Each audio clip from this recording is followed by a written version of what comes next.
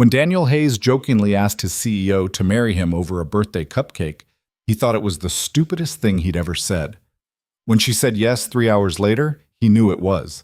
But Elena Voss doesn't do anything without reason, and behind her composed exterior lies a corporate war she's about to lose. A marriage clause. A hostile board. A father who wants her throne. What started as a bad joke is now a binding contract, and Daniel, a broke single dad with a kid to protect, just signed his name on the most dangerous deal of his life. Want to see how this impossible marriage survives the boardroom battlefield? Stay until the end, hit that like button, and drop a comment with your city so I can see how far this story travels. The fluorescent lights in the 42nd floor office had that particular quality of late-night corporate America, harsh enough to keep you awake, dim enough to remind you that you shouldn't be. Daniel Hayes sat alone at his cubicle, the blue glow of his monitor washing over a face that looked older than 32, the kind of tired that sleep couldn't fix. The data analysis report blinked at him, cursor mocking. Revenue projections, quarterly forecasts, numbers that meant everything to people who already had everything, and nothing to people like him who were just trying to hold on. His phone buzzed. A text from Mrs. Chen, the neighbor who watched Jamie after school. He's asleep. Don't worry about rushing back. Happy birthday, Daniel. Birthday. Right. He'd almost forgotten. Not that it mattered. Birthdays were for people who had the luxury of celebration, who could afford to mark the passage of time with something other than exhaustion. Daniel rubbed his eyes and reached for the cold coffee beside his keyboard. His reflection caught in the dark window, rumpled shirt, tie loosened hours ago, hair that needed cutting. Behind him, the empty office stretched out in shadows and blue light. Everyone else had gone home. Everyone except him, apparently. And her.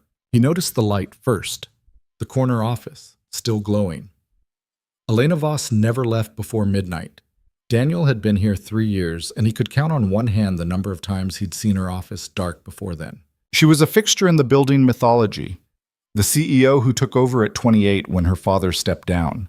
The woman who wore silence like armor and control like a second skin. Beautiful in that untouchable way that made men nervous and competitors careful. She didn't do small talk, didn't do friendly, didn't do anything that wasn't calculated to within an inch of its life. Daniel had spoken to her exactly 4 times in 3 years. Twice in elevators, once at a company meeting, once when she'd walked past his cubicle and he'd said good morning and she'd given him a look that suggested she was trying to remember if he actually worked there. Not exactly the foundation of a meaningful relationship. He turned back to his screen, trying to focus. The numbers swam. He needed to finish this before he could go home. Needed to... You're still here. Daniel nearly jumped out of his skin. He spun in his chair to find Elena Voss standing 3 feet away, holding a small white box. She looked exactly like she always did. Tailored suit, this one charcoal gray, her dark hair pulled back in a way that was both severe and elegant. But there was something different in her expression, something almost uncertain.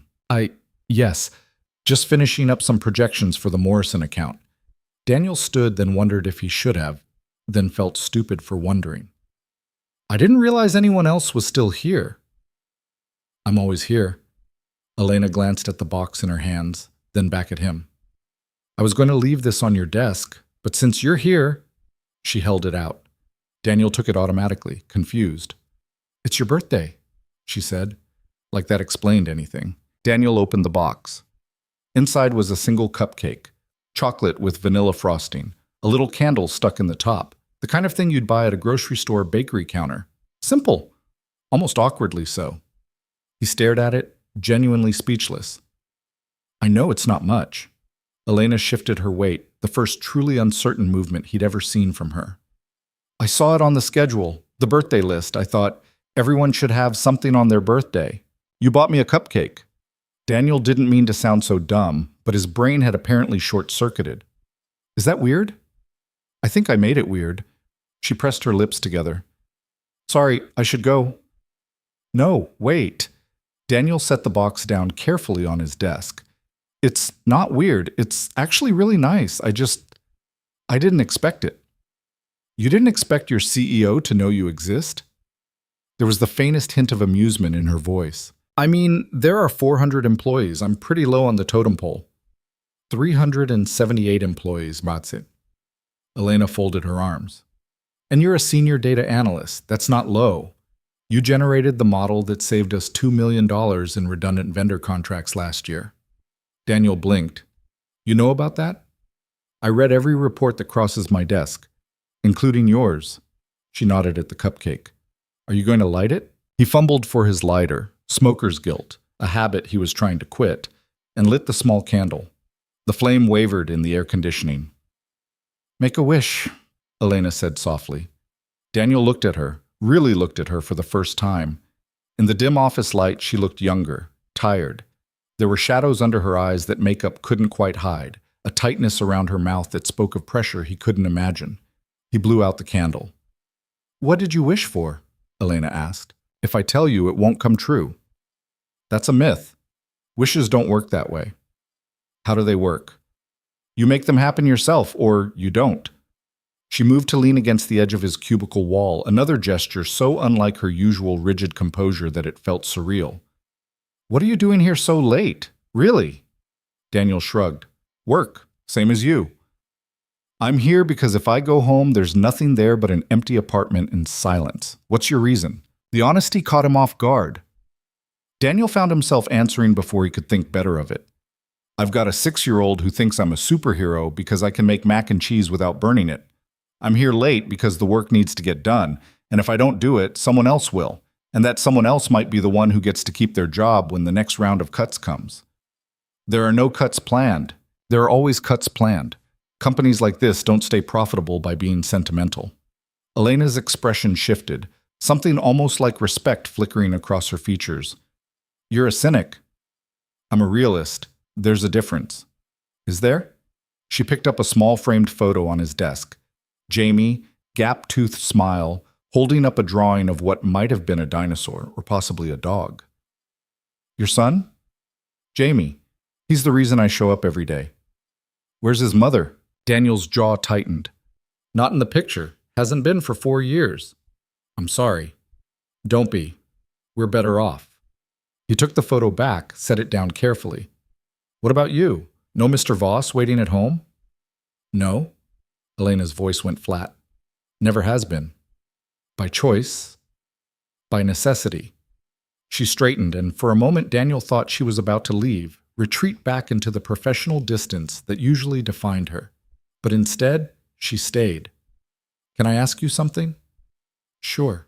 Do you like working here? The question was so unexpected that Daniel actually laughed. Does anyone like working? I mean, it's fine. It pays the bills, keeps a roof over our heads. Why? Elena didn't answer right away.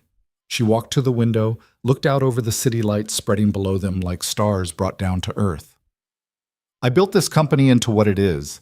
My father handed me the reins and I turned it into something that actually matters. But every day, I walk into that office and I can feel them watching me, waiting for me to fail, waiting for me to prove that I don't deserve to be here. Who's them? The board, the shareholders, my father mostly. She turned back to face him. They think I'm temporary, a placeholder until someone more suitable comes along. That's insane. The company's grown 30% since you took over. Numbers don't matter when you're a woman in a room full of men who've already decided you don't belong. Elena's voice was calm, but there was steel underneath. They're looking for any excuse, any weakness they can exploit. Daniel frowned. Why are you telling me this? I don't know. She laughed, but it sounded hollow. Maybe because you're the first person in this building who's talked to me like I'm an actual human being in months. Maybe because it's late and I'm tired and I'm so sick of pretending I have everything under control. You don't have to pretend with me. I'm nobody. You're not nobody. You're a single father working his ass off to give his kid a good life. That's something. Elena moved back toward his desk, her expression unreadable. How do you do it? How do you keep going when everything feels impossible? Daniel thought about it. I don't think about how impossible it is. I just think about the next thing. Feed Jamie. Get him to school. Finish this report. Make it through today. And then I do it again tomorrow. The next thing, Elena repeated. That's simple? Nothing simple, but breaking it down helps. He gestured at the cupcake. Like this. You wanted to do something nice for someone. So you did. That's the next thing. She smiled then, a real smile, and it transformed her face completely. You know what? I like you, Daniel Hayes. I like you too, boss. Don't call me boss, not tonight. Tonight I'm just Elena. Okay, just Elena. They stood there in the quiet office, the moment stretching between them like something fragile and new. Daniel felt suddenly, inexplicably bold. Maybe it was the exhaustion. Maybe it was the unexpected kindness of the cupcake. Maybe it was the way she was looking at him, like he'd said something profound when all he'd done was state the obvious. You know what would really solve your problems? He said, grinning. What? You could marry me. The words were out before he could stop them. Stupid. Completely, catastrophically stupid. A joke that fell flat in the empty air between them. Elena stared at him. What did you say? I was joking. Sorry. That was inappropriate. I should say it again. Daniel's brain stuttered. It was just a dumb joke. Say it again. Elena's eyes were locked on his, intense and searching. I said, you could marry me? The words came out like a question now. Elena didn't speak for a long moment.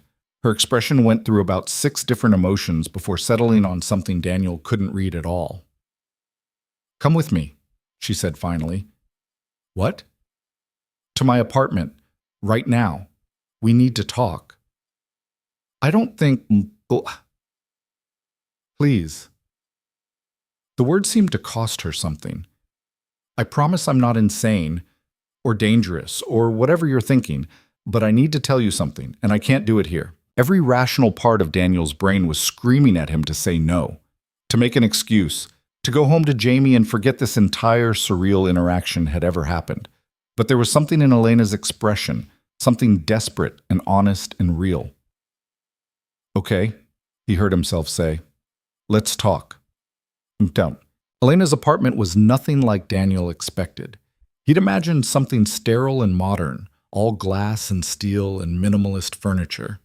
What he walked into instead was warm and lived in, full of books and soft lighting and the kind of comfortable chaos that spoke of an actual person living an actual life. Sit, Elena said, gesturing to a worn leather couch. Do you want coffee? Water? Something stronger? I'm good. Daniel sat, feeling completely out of place. Elena, what's going on? She paced in front of him, her professional composure cracking with every step. Finally, she stopped and turned to face him.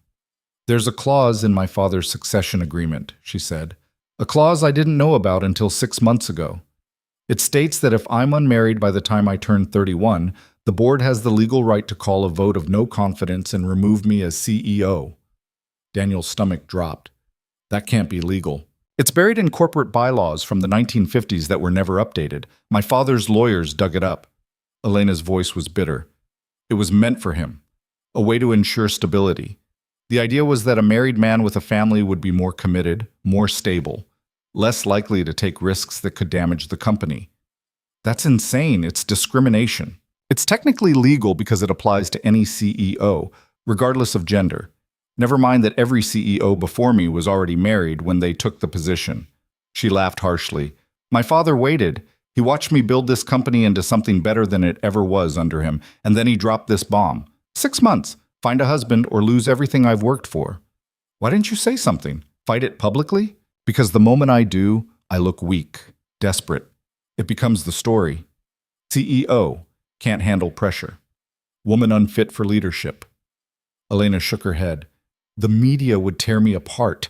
The board would use it as evidence that I'm not stable enough to lead. I'd lose either way. Daniel's mind was racing. Okay, but there has to be someone. He gestured vaguely. You? Successful, intelligent, beautiful. You could have your pick. Of who? Men who see me as a trophy? Business rivals who'd use the marriage to undermine me? My father's cronies who'd report every private conversation back to him? Elena's voice cracked. I can't trust anyone in my world, Daniel. They all want something. They all have an agenda. And I don't?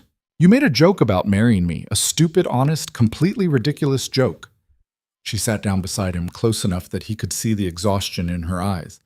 You weren't angling for anything. You weren't trying to impress me. You were just being human. And I haven't had that in so long I'd almost forgotten what it felt like. Daniel leaned back, trying to process. You can't be serious. You can't actually be considering. I have 3 weeks, Elena interrupted. 3 weeks until I turn 31 and the clock runs out.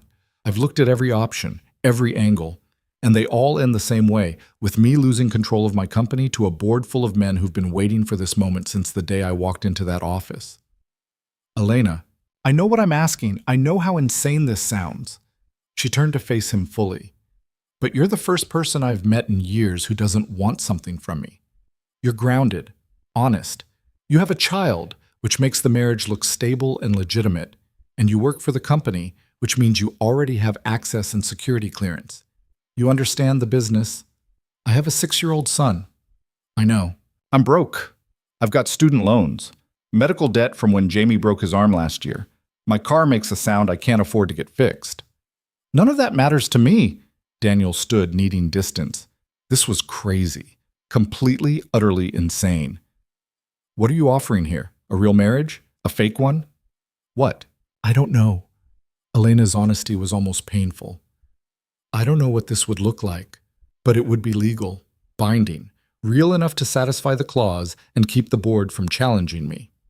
And what do I get out of this? Besides being married to my boss, which seems like an HR nightmare waiting to happen. Financial security. Your son's future. College paid for. Medical coverage that actually works. A home that doesn't require you to worry about making rent. Elena stood too, meeting his eyes. And maybe, just maybe, someone in your corner who actually appreciates what you bring to the table. Someone who sees you.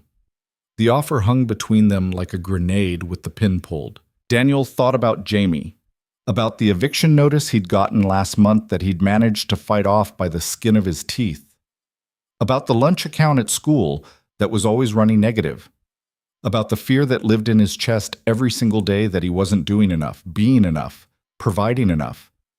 And he thought about this woman in front of him, powerful and brilliant and completely trapped by systems designed to break her. If I say yes, he said slowly, and that's a huge if, what happens to us? To Jamie? To our lives? We figure it out, together. Elena's voice was steady now. I won't lie to you, it'll be complicated. The media will have questions. The board will scrutinize everything, but I'll protect you, both of you. That's a promise. Why should I believe you? Because I don't make promises I can't keep. She held out her hand.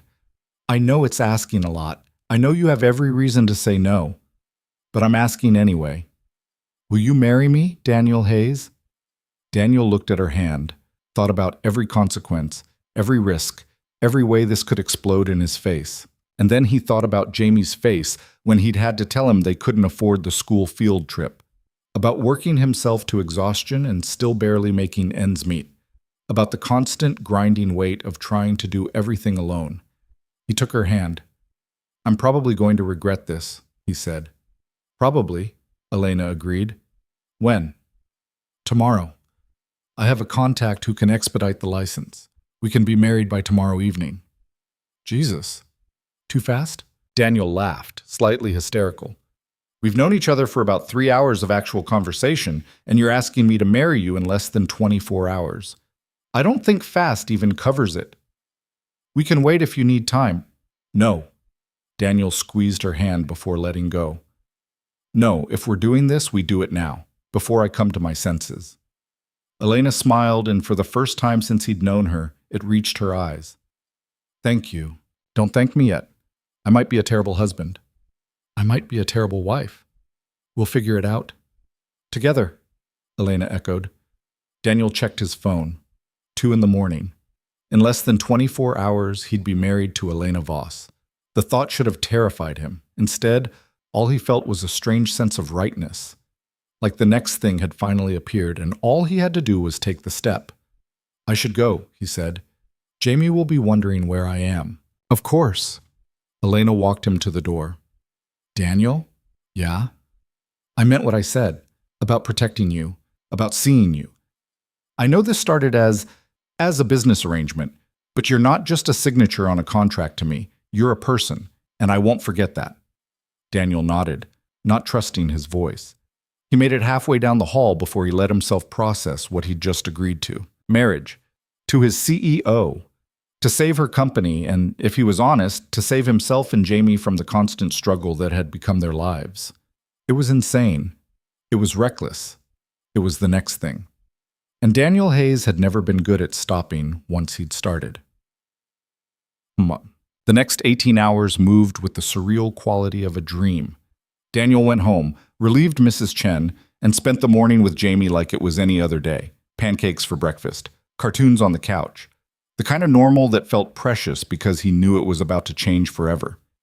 He didn't tell Jamie, not yet. How could he explain something he barely understood himself? Elena texted him details. A courthouse. 2 o'clock. Bring Jamie if he wanted, or she could arrange for someone to watch him. Clinical. Professional. Like they were scheduling a meeting instead of a wedding. Daniel brought Jamie. "Where are we going, Dad?" Jamie asked from the back seat, kicking his feet against the seat. "To meet someone important." "Like the president?" "Sort of.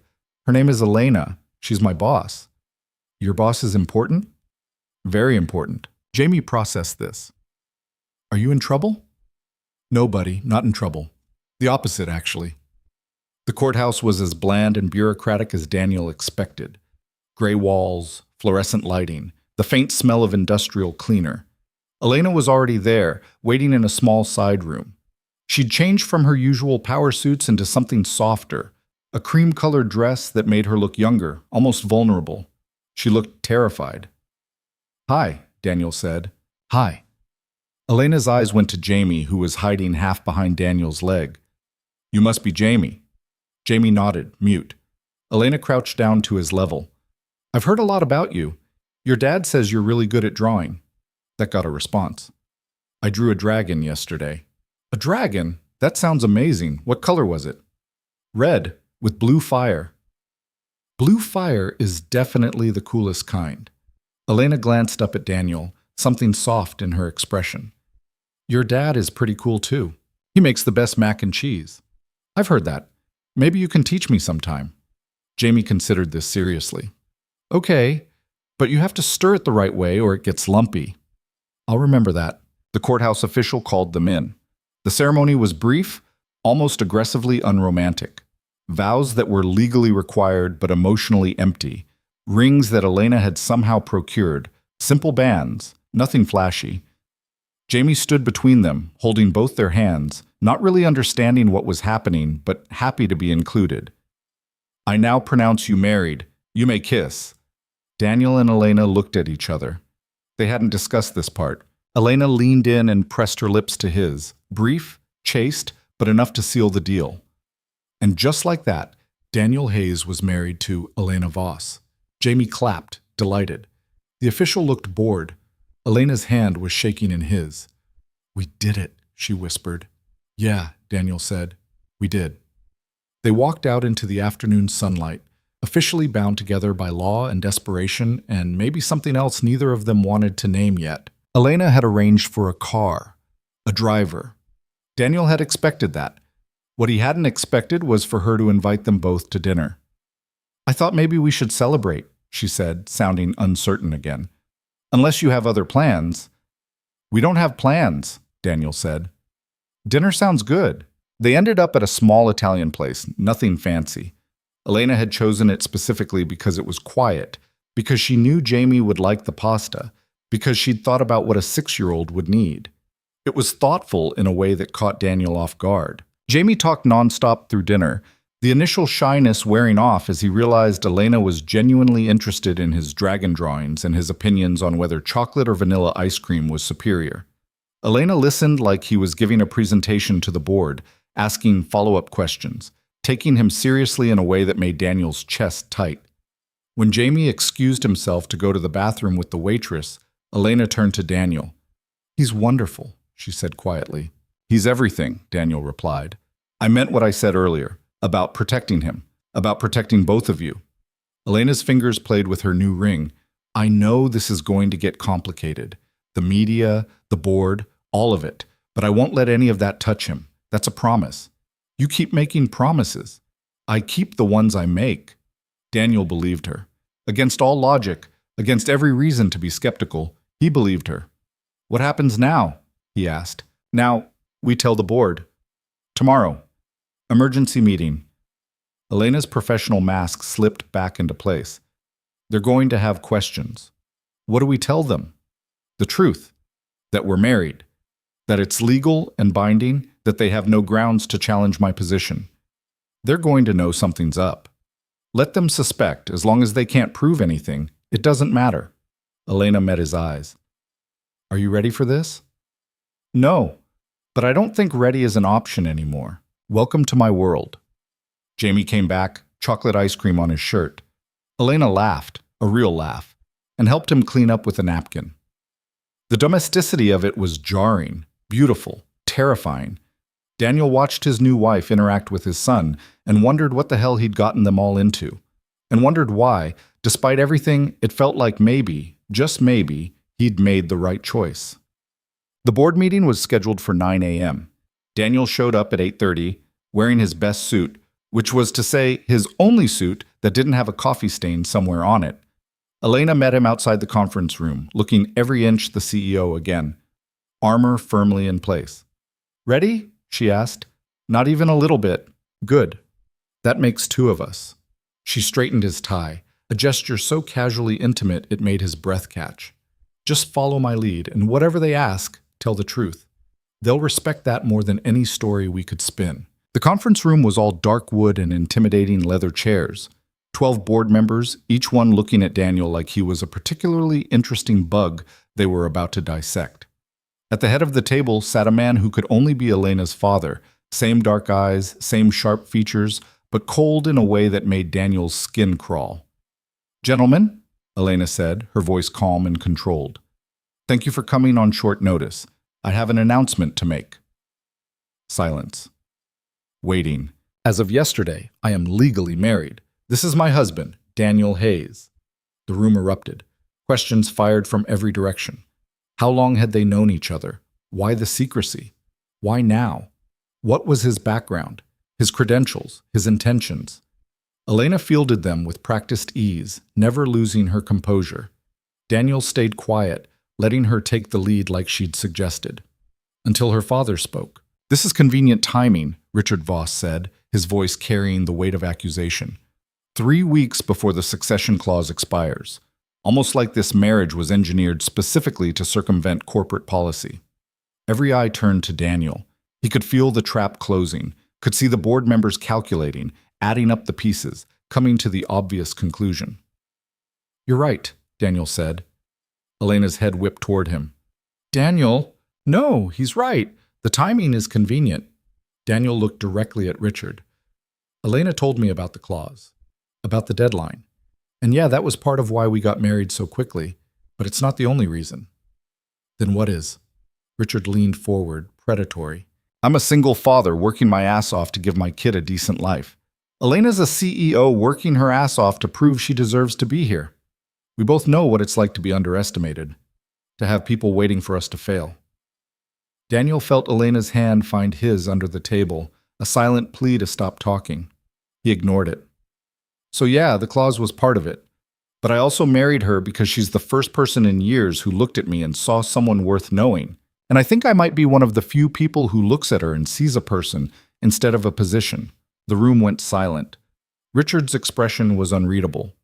"That's quite a speech, Mr. Hayes." "It's the truth." "The truth, in my experience, is rarely so convenient." "Then maybe you've been living in the wrong world." Daniel stood. "Look, I know what you all think, that I'm some gold digger who saw an opportunity and took it, that Elena's desperate, that this whole thing is a sham." He pulled out his phone, brought up his bank statement, and tossed it on the table. "That's my financial situation. Negative balance, student loans, debt collectors. If I was after money, I'd have picked a better mark than someone whose father is actively trying to destroy her." Richard picked up the phone, scrolled through. His expression shifted, just barely. "I married Elena because she asked," Daniel continued, "because she needed help and I could give it, and because somewhere in all the corporate politics and power plays, I saw someone real, someone worth standing beside. So if you want to challenge her position, go ahead, but you'll have to go through me first." The silence stretched. Then, Unexpectedly, one of the board members, an older woman with steel gray hair, laughed. "Well," she said, "at least he's honest. That's more than I can say for most people in this building." A few others nodded. Not agreement, but consideration. It was something. Richard stood. "This isn't over. I want a full background check on Mr. Hayes. Financial records, employment history, everything." "That's fine," Elena said coolly. "You'll find he's exactly who he says he is, an employee in good standing with an exemplary work record." "We'll see." Richard moved toward the door, then paused. "You think you've won, Elena, but this is just the beginning." He left. The board members filed out after him, some looking thoughtful, others skeptical, all of them carrying the weight of judgment. When the door finally closed, Elena turned to Daniel. "That was either the bravest or stupidest thing I've ever witnessed," she said. "Probably both." Daniel sank into a chair. "Did I just make everything worse?" "I don't know, maybe." Elena sat beside him. "But it was honest, and that matters. Your father hates me. My father hates everyone. Don't take it personally. He's going to come after us. You know that, right? I've been waiting for him to come after me for years. At least now I have someone watching my back." Elena took his hand. "Thank you for standing up, for not running when you had the chance." "I'm still here, aren't I?" "You are." She squeezed his hand. "God help us both." Daniel laughed, slightly hysterical. "What happens now? Now we wait. See what they dig up. See what moves my father makes." Elena stood, pulling him up with her. "And we figure out how to actually be married while we're at it. Any ideas on that front?" "Not a single one." "Great. We're making this up as we go."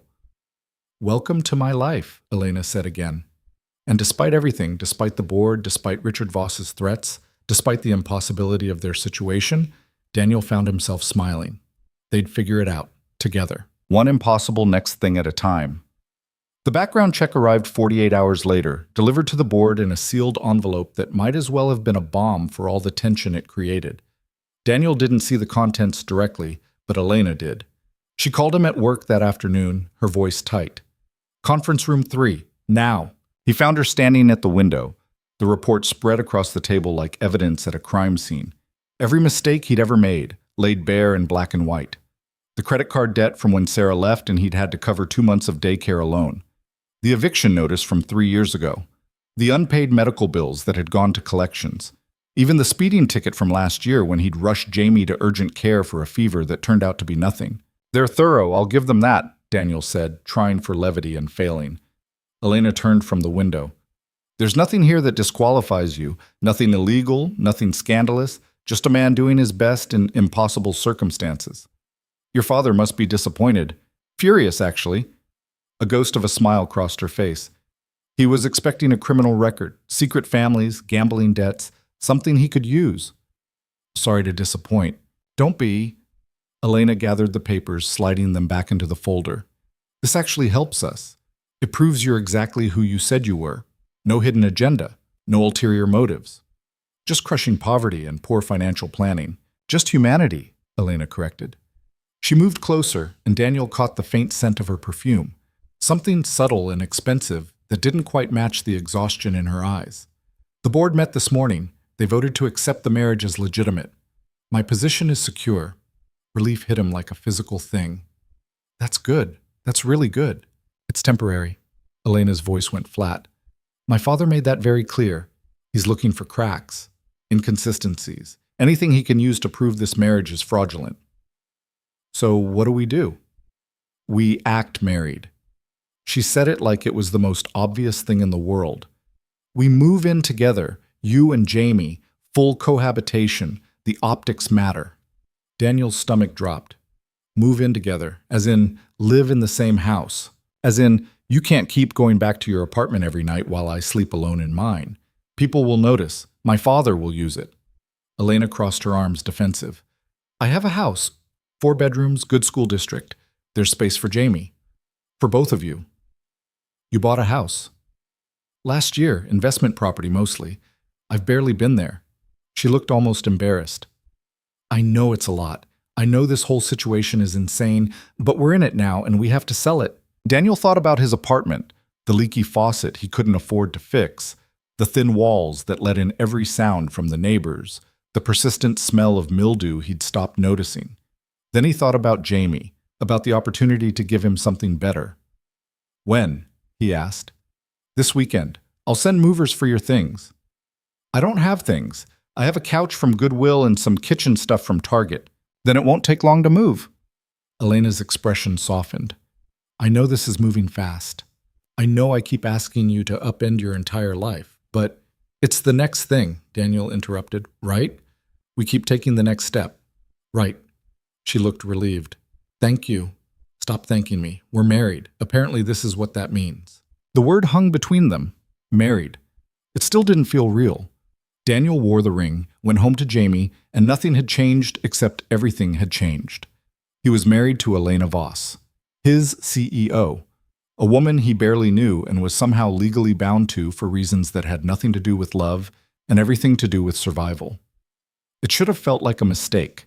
Instead, it felt like the first thing that had made sense in years. The house was in a neighborhood Daniel had driven through but never imagined living in. Tree-lined streets, actual yards, houses that looked like they belonged in magazines instead of reality. Elena's place was a 2-story colonial with white shutters and a front porch that screamed suburban normalcy.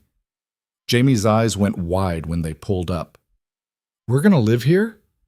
"Looks like it," Daniel said, still processing. "It's huge." "Yeah, buddy, it is." Elena was waiting on the porch, wearing jeans and a sweater instead of her usual armor of tailored suits. She looked younger, more approachable, almost nervous. "Hey," she said as they climbed the steps. "Hey." Daniel hefted the suitcase he'd packed, most of their worldly possessions condensed into 2 bags and a few boxes. "This is it. The Hayes family traveling circus." "I like circuses," Jamie announced. Elena crouched down to his level. "You want to see your room? I tried to set it up, but I might have gotten it wrong." "You can change anything you want." She'd done more than set it up. Jamie's room was straight out of a kid's dream. Dark blue walls painted with constellations, a bed shaped like a rocket ship, shelves already stocked with books and art supplies, a desk by the window with a view of the backyard. It was thoughtful and excessive and completely overwhelming. Jamie made a sound that was half gasp, half squeal, and launched himself at the rocket bed. "Is this okay?" Elena asked Daniel quietly. "I might have overdone it." "You definitely overdid it." Daniel's throat was tight. "He's going to lose his mind. In a good way. I wanted him to feel at home. I know this whole situation is weird for him. You're good with him. With kids in general, I'm guessing." "I have no idea what I'm doing with kids." Elena watched Jamie explore every corner of the room with the intensity of a treasure hunter. "But I remember what it was like to feel like I didn't belong anywhere. I didn't want him to feel that way here." Daniel looked at her, really looked. This woman who commanded boardrooms and built empires, admitting vulnerability like it wasn't a weakness. "Thank you for caring. You didn't have to." "Yes, I did. He's part of this now, part of us." She caught herself. Part of the arrangement, the marriage, whatever we're calling this. "Right, the arrangement." They stood in awkward silence, watching Jamie test out the rocket bed's various compartments and hiding spots. The moment felt too domestic, too real, like they were actually parents instead of 2 people playing house for legal reasons. "I'll show you your room," Elena said finally. "It's down the hall, private bathroom, space for your stuff. I tried not to make assumptions about what you'd want." Daniel's room was simpler than Jamie's, but still nicer than anywhere he'd ever lived. Clean lines, comfortable furniture, a bed that looked like it cost more than 3 months of his old rent, windows that faced the backyard where early evening light filtered through trees he could actually name. "This is too much," he said. "It's a guest room, technically." "I'm not a guest. I'm your husband." Elena flinched at the word. "I didn't want to assume about sleeping arrangements. I have my room, you have yours. We can keep things separate, professional." "Professional marriage." "Right." Daniel set his bag down. "Where's your room?" "End of the hall." "So we're living together, but not really living together." "I don't know what we're doing," Elena admitted. "I've never been married before. Have you?" "No." Sarah and I never got that far. She left before we could make it legal. I'm sorry. Don't be. Some people aren't built for staying. Daniel moved to the window.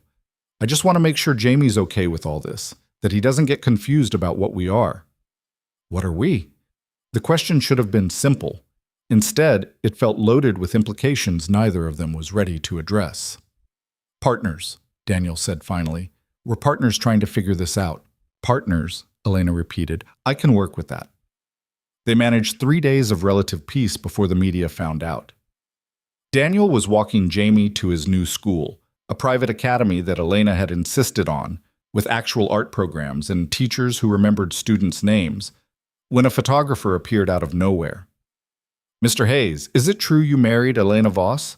How long have you been together? What does your family think? Daniel pulled Jamie closer, shielding him. No comment. Is this your son? How does he feel about having Elena Voss as a stepmother? Leave us alone. More cameras appeared. Questions flew. Jamie pressed against Daniel's side, scared and confused. Daniel kept walking, kept his head down, got Jamie through the school doors before turning to face the gathering crowd.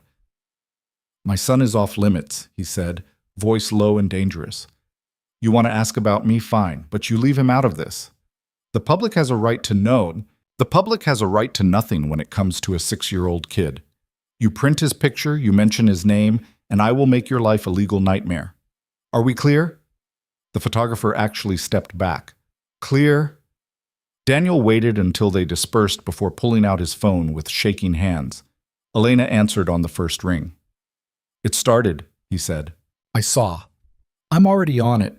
Legal team is sending cease and desist letters to every outlet. No photos of Jamie, no names, nothing. They were waiting outside his school, Elena. His school. I know, I'm sorry. I should have anticipated this. She sounded furious. I'm hiring security. For both of you. Someone to make sure this doesn't happen again. We don't need security. Yes, you do. This is my world now. Our world. And it's uglier than I wanted it to be. Elena's voice cracked. I promised to protect him. I meant it. Daniel leaned against the school wall, the adrenaline crash hitting hard. How do you live like this? With people watching every move? You learn to compartmentalize, to build walls. A pause. But you shouldn't have to, neither should Jamie. Too late for that. I know, Elena sounded defeated. I know, and I hate it. I hate that I brought this into your lives. We signed up for it. Knowingly or not, we're here now. Are you regretting it? Daniel thought about the question, about the photographers and the invasion and the sudden, terrifying exposure of their lives, about Jamie's scared face and the way his hands had shaken when Daniel dropped him off. Ask me later, he said, when I'm less pissed off. The security arrived that afternoon. A professional, unobtrusive woman named Marcus, who looked like she could bench press a car and had the kind of calm competence that made Daniel feel simultaneously safer and more aware of just how deep they were in this mess. I'll maintain a perimeter, Marcus explained, close enough to intervene if necessary, far enough that your son won't feel smothered. No one gets to him without going through me first. This is insane, Daniel muttered. This is necessary, Elena corrected. She'd come home early, still in her work clothes, her professional mask firmly in place. I won't take chances with Jamie's safety. He's going to ask questions. Then we tell him the truth. Age-appropriate version, but the truth. They told him that night over dinner, takeout Chinese that Elena had ordered because none of them felt like cooking. Jamie listened with the serious expression he got when processing big information. So people want to take pictures of us because you're famous? He asked Elena. Sort of. I run a big company, and sometimes people are interested in that. Are you like a movie star? More like a businesswoman. It's less exciting than movies. Jamie considered this. The lady with the camera scared me. I know, sweetheart. And I'm sorry. Elena's voice was gentle. That's why Marcus is going to be around. To make sure no one scares you again. Is Marcus nice? Very nice. She used to protect a president. Jamie's eyes widened. Really? Really? So you're in very good hands. Okay. Jamie went back to his lo mein, crisis apparently averted in the way only 6-year-old minds could manage. Daniel caught Elena's eye across the table. She looked exhausted, the day's weight visible in the slump of her shoulders. He wanted to say something, thank you maybe, or I'm sorry, or any of the thousand things that crowded his throat. Instead, he said, "You want to help him with his homework after this? He's got a math worksheet that's kicking his butt." Elena blinked, surprised. "I'm not very good with kids." "You're doing fine, and he likes you. He barely knows me. So let him know you." Daniel pushed the container of Kung Pao chicken toward her. "Stay. Be part of this. That's what partners do, right?" Something shifted in Elena's expression, softened. "Right.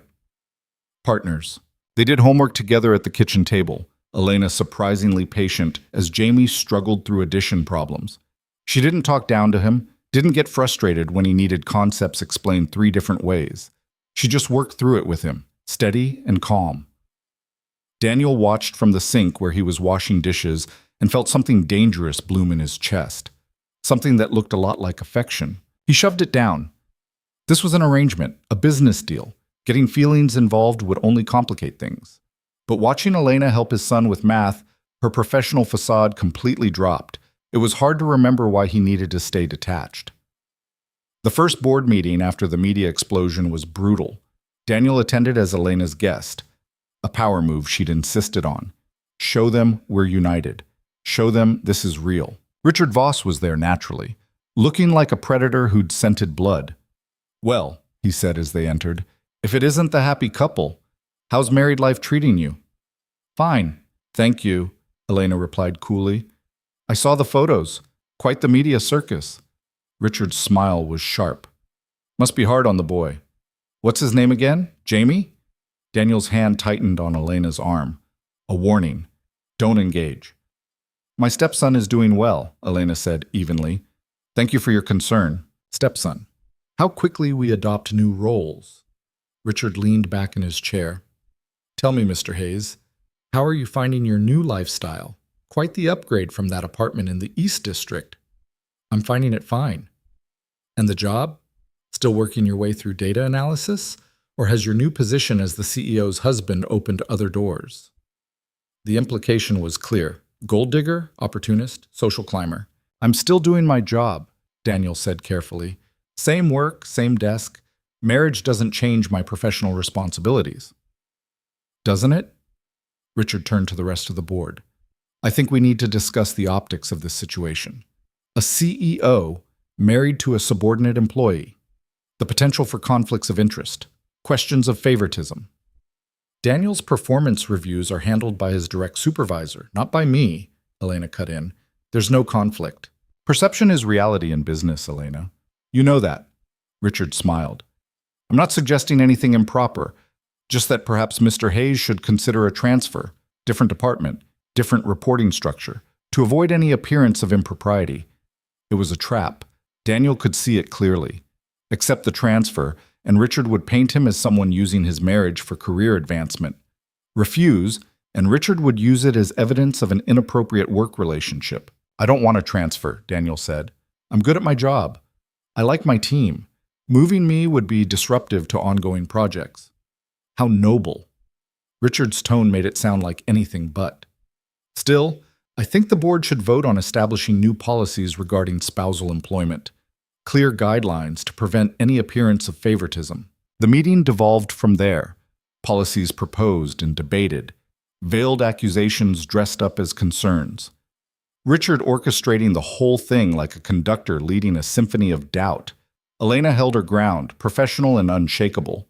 But Daniel could see the cost in the tightness around her eyes, the controlled precision of her words. She was bleeding, just slowly enough that no one else noticed. When it finally ended, they walked to her office in silence. Elena closed the door and leaned against it, eyes shut. "He's going to keep pushing," she said, "until he finds something that sticks. So we don't give him anything to find." "We're living a lie, Daniel. Eventually, someone's going to notice." "It's not a lie." The words came out harder than he intended. "We're married, legally. We live together. We're raising Jamie together. What part of that is fake? The part where we're strangers playing house."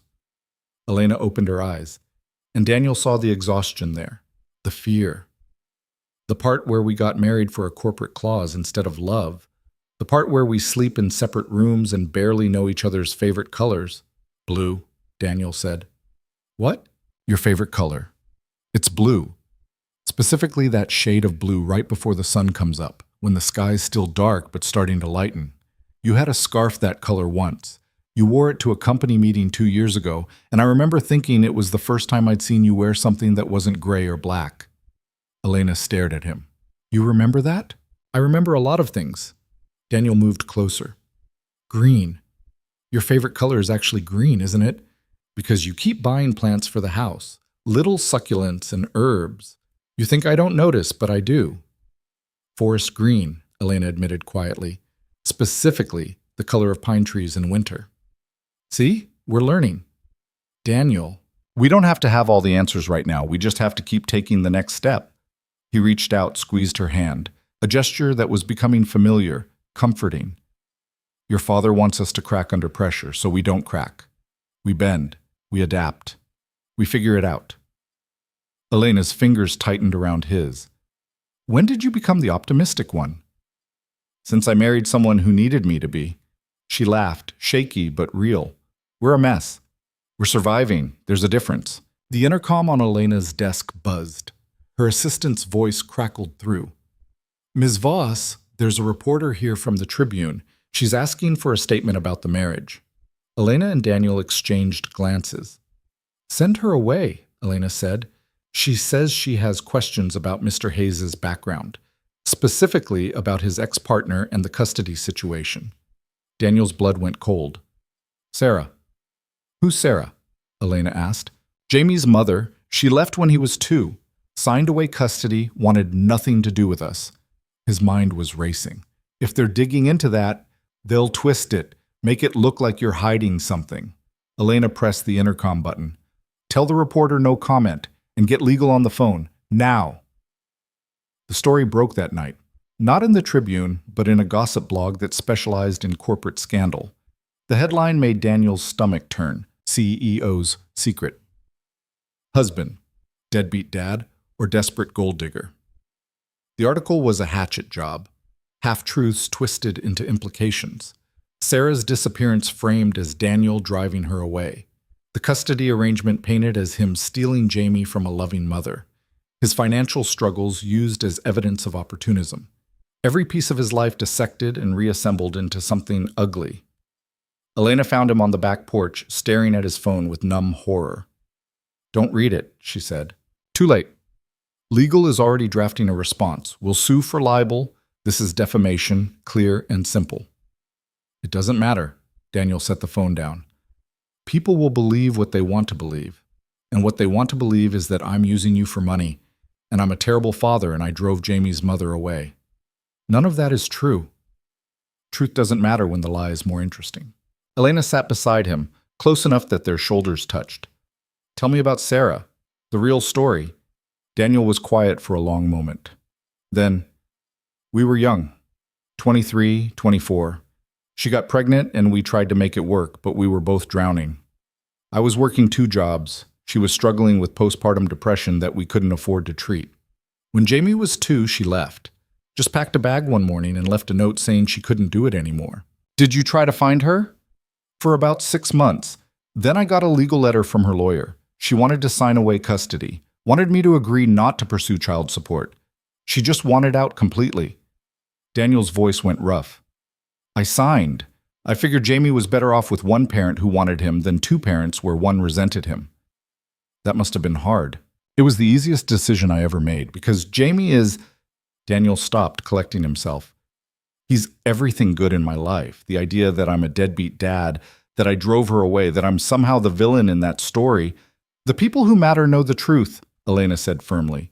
Your son knows. I know. Everyone else can think whatever they want. Your board won't see it that way. Your father definitely won't. Let them try to use it against us. I dare them. There was steel in Elena's voice. You want to know what I see when I look at you? I see a man who chose his child over his pride, who worked himself to exhaustion to give that child a good life, who stayed when staying was the hard thing. That's not a weakness, Daniel. That's strength. Daniel looked at her, really looked. In the porch light, she was beautiful in a way that had nothing to do with her CEO polish and everything to do with the fierce certainty in her eyes. "Why are you so sure?" he asked. "Because I know what it's like to be judged for things outside your control, to have people assume the worst because it fits their narrative better." Elena's hand found his. "We're in this together. That means your fights are my fights now." "That's not part of the deal." "It is now." They sat in the dark, hands linked, two people bound by circumstance, learning to be bound by choice. The night air was cool, carrying the scent of Elena's garden run herbs and the distant sound of traffic. Normal sounds. Ordinary. Everything their situation wasn't. "Forest green," Daniel said suddenly. Elena turned to him, confused. "What?" "Your favorite color. You said forest green, the color of pine trees in winter." He smiled. "I'm learning." "Orange?" Elena replied. "Yours is orange, like sunset. I noticed you always pause at the window around 6 o'clock when the light starts to change." "I didn't think you noticed things like that." "I notice everything about you." The admission seemed to surprise her as much as it surprised him. "I've been noticing since that night with the cupcake. Maybe before." The air between them shifted, charged with something neither of them had planned for. Daniel became acutely aware of her hand in his, the warmth of her shoulder against his, the way she was looking at him like he was something more than a convenient solution to a corporate problem. "Elena, I know. I know this is complicated. I know we agreed to keep things professional." She didn't move away. "But I can't stop noticing you, Daniel, and I don't think you can stop noticing me either." She was right. He couldn't. From the moment he'd agreed to this insane arrangement, Elena had been working her way under his skin. The way she was with Jamie, the way she fought for what mattered, the way she looked at him like he was someone worth seeing. "This is a bad idea," Daniel said. "Probably. It'll complicate everything." "Definitely. We should keep our distance, stay focused on the arrangement." "We should," Elena agreed. Neither of them moved. The kiss, when it happened, was slow and deliberate. Not the brief procedural press of lips at their courthouse wedding, but something real and searching and full of questions neither of them could answer. Elena's hand came up to cup his face, gentle and uncertain. Daniel pulled her closer, feeling her heartbeat against his chest, fast and unsteady. When they broke apart, both breathing hard, Elena laughed shakily. That was definitely not professional. "No," Daniel agreed. "But I'm not sure I care anymore." "What does this mean? For us?" "I don't know, but I'm tired of pretending this is just business." Daniel brushed a strand of hair behind her ear. "I like you, Elena. I like who you are when you're not being CEO Voss. I like how you are with Jamie. I like that you notice sunsets and buy too many plants and stay up too late reading in bed." "How do you know I read in bed? I can see your light under the door." "Every night, almost until 1. He smiled. "I notice things too." Elena leaned into him, her head finding his shoulder. "This is going to make everything more complicated." "Everything's already complicated. Might as well be complicated together." They stayed like that until the porch light drew moths and the neighbor's dog started barking at shadows. Two people who'd started as strangers, become partners, and were now navigating something that looked dangerously close to real. When they finally went inside, Elena paused at the stairs. "Daniel?" "Yeah?" "My favorite book is The Count of Monte Cristo. I reread it every year, always in winter." Daniel smiled. "Mine's The Phantom Toll Booth. I read it to Jamie at least twice a year. He's got the whole thing memorized." "We're still learning," Elena said. "We've got time." She kissed him again, brief and sweet, then headed upstairs. Daniel watched her go, this woman who was his wife in name, and becoming something more in reality. His phone buzzed, a text from an unknown number. "Enjoying your 15 minutes of fame?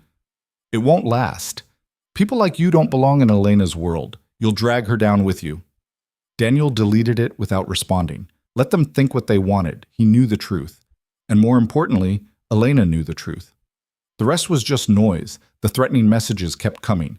Different numbers, same message. Daniel started deleting them without reading, but Elena noticed the way his jaw tightened every time his phone buzzed. "You need to tell me what's going on," she said one morning over coffee. Jamie was upstairs getting ready for school, giving them a rare moment of privacy. Daniel showed her the latest message. You're making her look weak. Do the right thing and walk away before you destroy her career. Elena's expression went cold. These are coming from inside the company. You don't know that. The phrasing, the focus on career optics. This isn't random internet trolls. She grabbed her own phone. I'm having IT trace these numbers. Elena, it's just noise. It's targeted harassment designed to destabilize our marriage and undermine my position. She was already typing. Someone wants you gone, and they're using psychological warfare to make it happen. Let me guess. Your father. Maybe. Or someone who thinks getting rid of you will earn them points with him. Elena set her phone down, reached across the table to take his hand. Whatever they're trying to do, it won't work. You know that, right? Daniel wanted to believe her, but the messages were getting to him, burrowing under his skin with their certainty that he didn't belong, that he was a liability, that Elena would be better off without him. The worst part was that some of it felt true. Work became increasingly uncomfortable. Daniel's co-workers had always been friendly, but now there was distance. Whispered conversations that stopped when he approached. Sideways glances. His supervisor, Tom, called him in for a meeting that felt like an interrogation disguised as a check-in. Just wanted to see how you're doing, Tom said, not quite meeting Daniel's eyes. Big changes in your personal life. Want to make sure it's not affecting your work. My work is fine. Better than fine. I hit every deadline last quarter. You did. No complaints there. Tom shifted in his chair.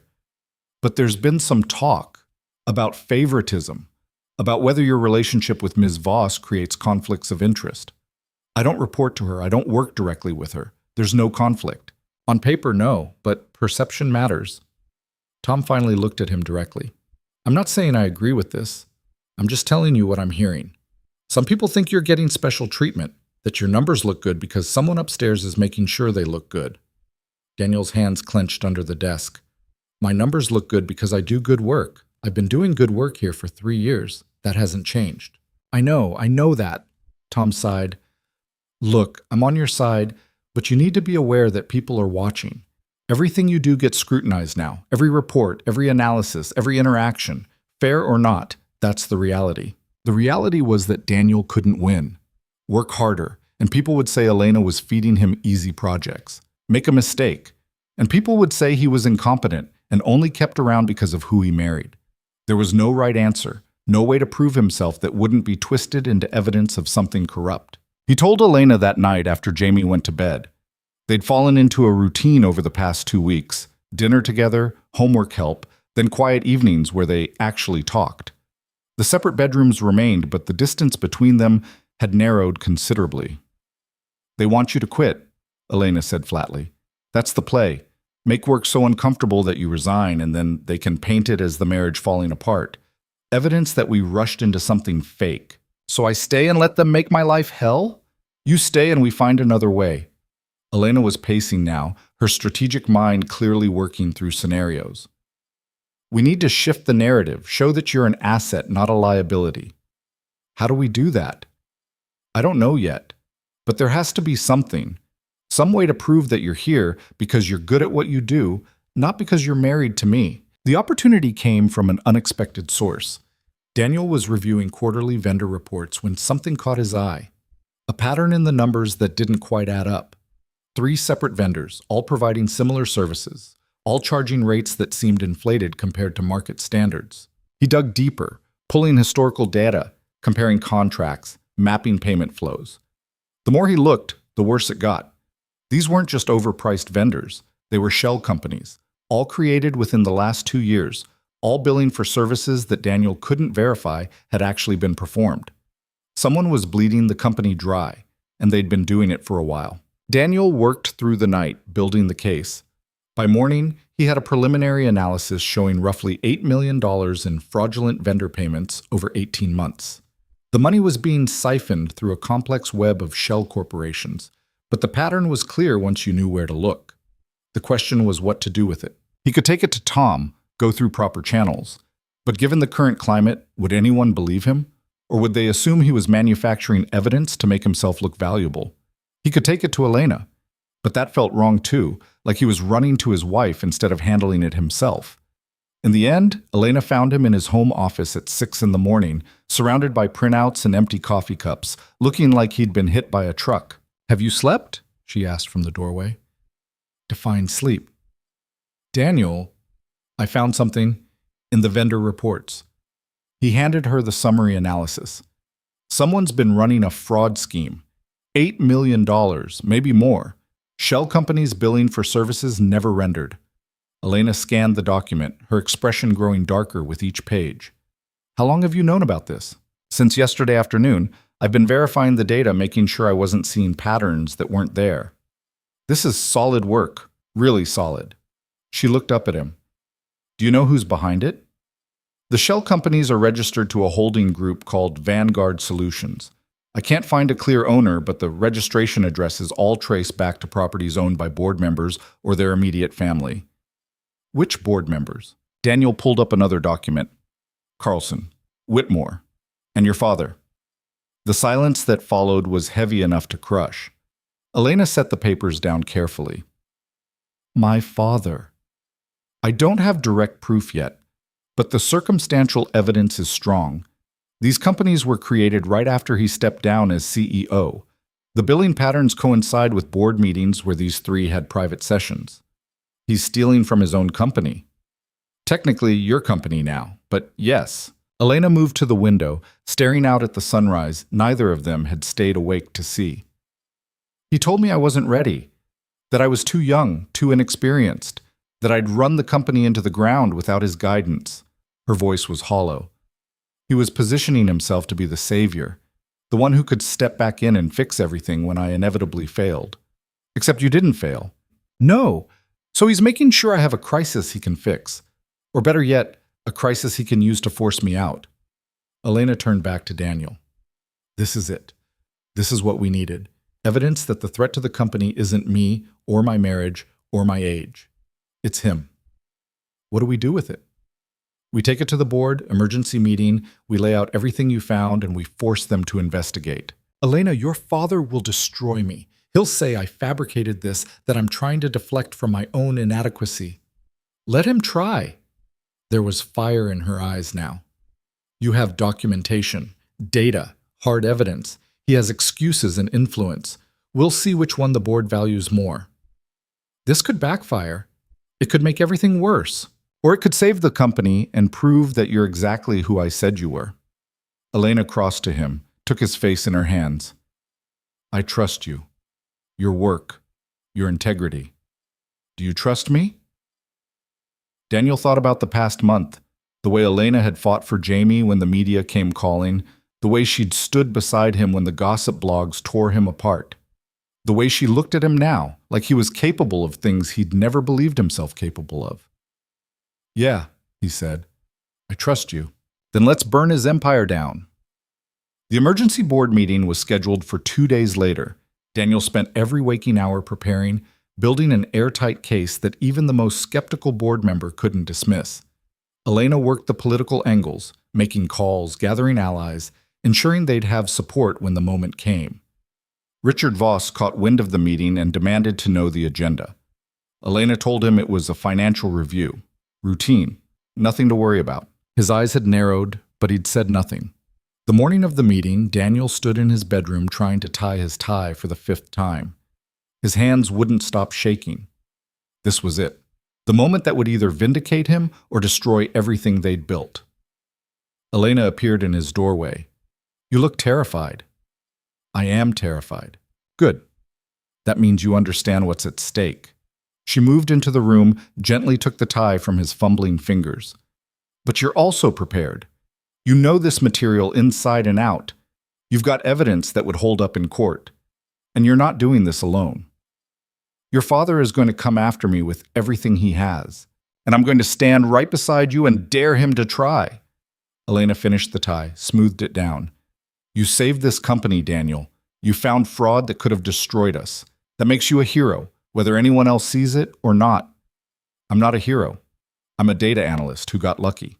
"You're a data analyst who cared enough to look deeper, who put in the work even though you didn't have to, who risked your own reputation to protect something bigger than yourself."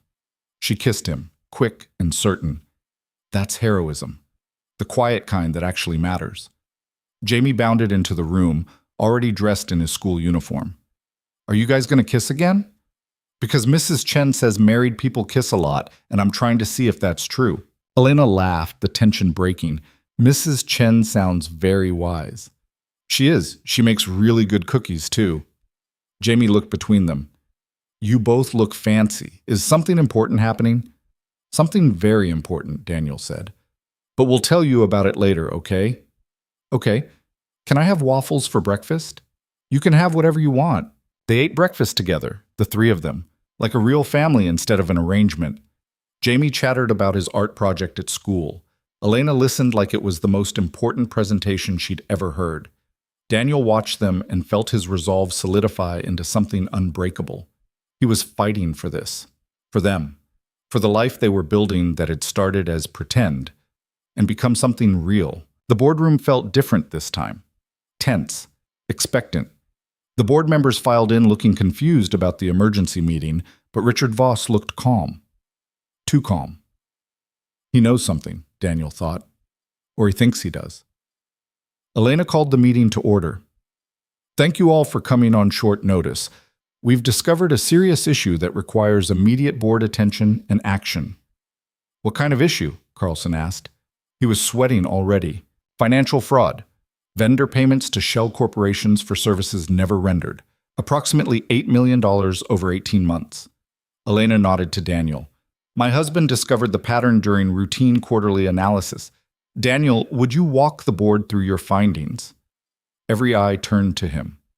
Daniel stood, feeling exposed and vulnerable and absolutely certain. 3 vendors caught my attention initially, he began, pulling up the first slide of his presentation. Apex Consulting, Meridian Solutions, and Summit Strategic Partners. All provided similar services. All charged premium rates. All appeared on our books within a 6-month period 2 years ago. He walked them through it. The shell company structures, the billing patterns, the lack of deliverables, the money trails that led to holding companies owned by board members' family trusts. The room grew quieter with each revelation. Richard Voss sat perfectly still, his expression unreadable. These findings suggest coordinated fraud at the highest level, Daniel concluded. The evidence points to 3 board members being directly involved in the creation and operation of these shell vendors. This is outrageous, Whitmore sputtered. You're accusing us of theft based on circumstantial evidence. I'm presenting data, Daniel interrupted. You can draw your own conclusions, but the pattern is clear. Someone has been systematically stealing from this company, and that someone had access to approve these vendor contracts. Who approved them? The gray-haired board member, Mrs. Chen's boss, whose name Daniel had finally learned was Margaret Torres, asked sharply. Daniel pulled up the authorization records. Executive approval, which at the time these contracts were initiated would have required sign-off from either the CEO or the chairman of the board. I was CEO 2 years ago, Richard said calmly. Are you accusing me, Mr. Hayes? The room held its breath. I'm saying the approval chain leads back to the executive level. Whether that was knowing participation or exploitation of trust, I can't say. But someone with authority allowed these companies to be added as approved vendors. This is clearly a desperate attempt to deflect attention from his own inadequacy, Richard addressed the board, ignoring Daniel entirely. My daughter's husband, feeling the pressure of scrutiny, manufactures a conspiracy theory to make himself look valuable. It's transparent and frankly embarrassing. The evidence isn't manufactured, Elena said coldly. Every document Daniel presented can be verified through our own financial records. We can bring in external auditors right now if you'd like. I think we should, Margaret Torres said. This is serious enough to warrant independent investigation. Agreed, another board member said. The votes came quickly, unanimous for an external audit. Richard's influence couldn't stop it, not when the evidence was this clear, but Richard wasn't done. Before we adjourn, he said, standing, I think we need to address the elephant in the room. This presentation, while thorough, was prepared by a man who has every personal incentive to prove his value to this company. A man whose marriage to our CEO is, shall we say, conveniently timed to avoid certain corporate requirements. We're not doing this again, Elena said, her voice sharp. We absolutely are doing this.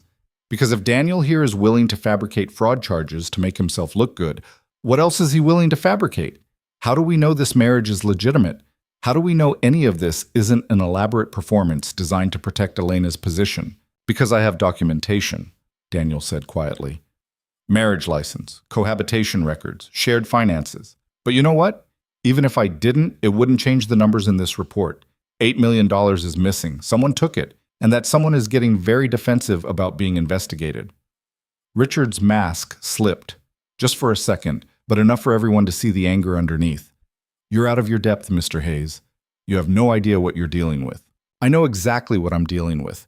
A man who can't stand that his daughter is better at this job than he ever was. A man who's been sabotaging her since the day she took over. A man who's so threatened by her success that he's literally stealing from his own company to create a crisis he can swoop in and fix. That's enough, Richard snapped. No, it's not. Daniel felt something break loose inside him. All the fear, all the doubt, all the feeling like he didn't belong. It crystallized into clarity. You've been coming after me since the moment Elena and I got married. The background checks, the media leaks, the threatening messages. You want me gone because as long as I'm here, your clause has no power. As long as Elena's married, you can't force her out. Threatening messages? Margaret Torres leaned forward. What messages? Daniel pulled out his phone, showed her the texts. Showed all of them. These have been coming for weeks. Always after board meetings. Always focused on me being a liability to Elena's career. And they all come from burner phones registered to corporate accounts. That proves nothing, Richard said, but he'd gone pale. I T-traced them, Elena said. She'd been quiet, letting Daniel build the case, but now she stepped in. The phones were purchased using a corporate card registered to Vanguard Solutions, the same holding company that owns the shell vendors, the same company registered to properties in your name, Father. The silence was absolute. Margaret Torres stood. I'm calling for an immediate vote. Richard Voss is hereby removed from all board positions pending the outcome of the external audit. All in favor? Hands went up. Not all of them, but enough. Richard looked around the room, seeing his power crumble in real time. You're making a mistake, all of you. Elena isn't capable of running this company without guidance. I've been running it just fine, Elena said. Her voice was steady, but Daniel could hear the emotion underneath. Better than fine. I've grown revenue 30%. I've expanded into new markets. I've increased employee satisfaction and retention, all while you've been actively working to destroy me. I'm your father. You're a thief and a saboteur, and someone who cares more about control than about his own daughter. Elena's composure finally cracked, just a little. I wanted your approval. I wanted you to be proud, but you couldn't handle the fact that I was succeeding without you, that I didn't need you to save me. Richard's expression hardened. You'll regret this, both of you. The only thing I regret is not seeing who you really were sooner. Elena turned to the board. The audit will begin immediately. All vendor contracts will be frozen pending review, and I want a full investigation into every corporate account linked to Vanguard Solutions. The board members nodded, some looking shell-shocked, others grimly satisfied. Richard left without another word, his footsteps echoing in the hall. Daniel felt like he might collapse. The adrenaline that had carried him through the presentation was wearing off, leaving him shaky and exhausted. Elena dismissed the board, then turned to him as soon as the room emptied. You did it, she said. We did it. No, you did it. You found the fraud. You built the case. You stood up to him when everyone else was too afraid. She pulled him into a fierce hug. You saved the company, Daniel. You saved me. I just looked at the numbers. You looked when no one else was looking. You cared when you didn't have to. Elena pulled back, her eyes bright. Do you understand what this means? You're not the liability. You're not the gold digger or the opportunist or any of the things they've been calling you. You're the person who cared enough about this company to fight for it. Daniel's phone started buzzing. Texts from Tom, from other colleagues. The news was already spreading through the building. This is going to get messy, he said. Probably, but we'll handle it together.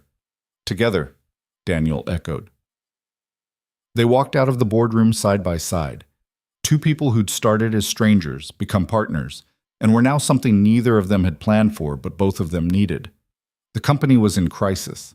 Richard Voss was out for blood. The media would have a field day when the story broke. But Daniel had Elena's hand in his, and that felt like enough. The audit took 3 weeks. 3 weeks of investigators combing through every financial record, interviewing employees, tracking money trails. Daniel was questioned 5 times, his analysis scrutinized from every angle. Every time the evidence held up, Richard tried to fight it, hired lawyers, threatened lawsuits, called in favors from old business partners. But the numbers didn't lie, and the more investigators dug, the worse it looked. Carlson and Whitmore flipped almost immediately, cutting deals to testify against Richard in exchange for reduced penalties. The shell companies were dismantled. The stolen money was recovered. And Richard Voss, former CEO and chairman, was formally charged with corporate fraud. The story dominated business news for a week. CEO's father arrested for embezzlement. Data analyst. Husband uncovers million-dollar fraud. From office romance to corporate scandal. The narrative shifted overnight. Daniel wasn't the gold digger anymore. He was the hero. The nobody who'd taken down a corporate titan. It should have felt like vindication. Instead, Daniel just felt tired. He found Elena in her office late one night, staring at a family photo on her desk. Her father, younger, smiling, before everything went wrong. "You okay?" Daniel asked from the doorway. "I don't know." Elena set the photo down. "He's my father. I should feel something other than relief that he's gone." "You can feel both. Relief and grief. They're not mutually exclusive. He tried to destroy me. He stole from the company. He sent you threatening messages." Elena's voice cracked. "And I still wish things had been different, that he could have just been proud of me instead of threatened by me." Daniel crossed to her, pulled her into his arms. She let herself lean into him, the weight of the past weeks finally catching up. "I know this doesn't help," he said quietly, "but you didn't do anything wrong. You built something amazing, and he couldn't handle it. That's on him, not you. I keep wondering if I missed something, if there were signs I should have seen. He was your father. You trusted him. That's not a weakness." Elena was quiet for a long moment. Then, "Thank you for finding the truth, for not backing down even when it would have been easier. You stood by me when the whole world was calling me a fraud. This was the least I could do." "It wasn't the least. It was everything." She pulled back, looked up at him. "I know we started this as an arrangement, a business deal. But somewhere along the way, it became real for me. You became real for me." Daniel's heart kicked against his ribs. "Elena, I love you." The words came out rushed, like she'd been holding them back and they'd finally broken free. "I know that's not part of the deal. I know we never talked about real feelings or actual marriage. But I can't keep pretending this is just convenient. You're not convenient, Daniel. You're necessary." Daniel kissed her. Not careful or tentative like before, but certain. "I love you too. I think I have since that night with the cupcake, if I'm being honest. You saw me when I was invisible. You made me feel like I mattered. You do matter. You matter so much." They stood in her office, holding each other while the city lights glittered below and the future stretched out uncertain, but theirs to build. "What happens now?" Elena asked. "Now we go home. We tuck Jamie in. We figure out how to be an actual married couple instead of two people pretending." "I don't know how to do that." "Neither do I, but I'm pretty good at figuring things out as I go." Elena laughed, watery but real. "The next thing? Always the next thing." They left the office together, turning off lights, locking doors, marking the end of one chapter and the uncertain beginning of another. The company was secure. Richard was facing justice. And Daniel and Elena were finally, actually, honestly married. Not because of a corporate clause or a desperate joke, but because somewhere in the chaos, they'd chosen each other. And that was the only thing that mattered. Jamie was still awake when they got home, curled up on the couch with Mrs. Chen watching a nature documentary about penguins. He jumped up the moment they walked in. "Did you win?" he asked, looking between them with the unfiltered hope only a 6-year-old could manage. Daniel crouched down to his level. "Yeah, buddy, we won." "What did you win?" "It's complicated, but the short version is that some people were doing bad things at Elena's company, and we stopped them." Jamie processed this with the seriousness he reserved for important matters. "Like superheroes?" "Sort of, except with spreadsheets instead of capes. Spreadsheets are boring. They can be, but sometimes they save the day." Daniel pulled Jamie into a hug, feeling the small, solid weight of his son against his chest. Everything they'd done, all the risk and fear and fighting, it was for this. For Jamie to have a stable home. A future that wasn't defined by struggling. Mrs. Chen gathered her things, patting Elena's arm on her way out. "You look exhausted, dear. Both of you. Get some rest." After she left, the three of them stood in the living room in a silence that felt different than before. Heavier. Like something had fundamentally shifted and none of them quite knew how to navigate it. "I'm hungry," Jamie announced, breaking the tension. Elena laughed. "When are you not hungry?" "Never. Dad says I'm a growing boy." "You are definitely growing. What do you want? Grilled cheese?" "I can make grilled cheese," Elena said, then paused. "Actually, I have no idea if I can make grilled cheese. I've never tried." "It's not hard," Daniel said. "Oh, come on, I'll show you."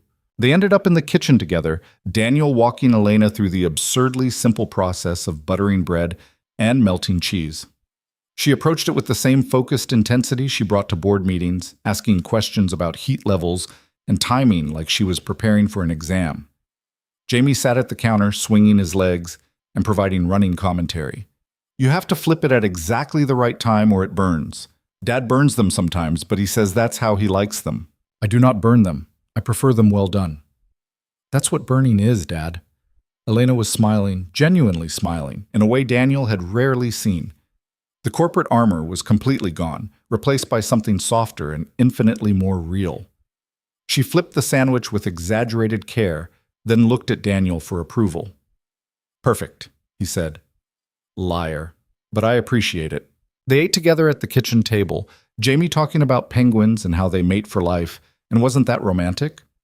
Elena met Daniel's eyes over Jamie's head, something unspoken passing between them.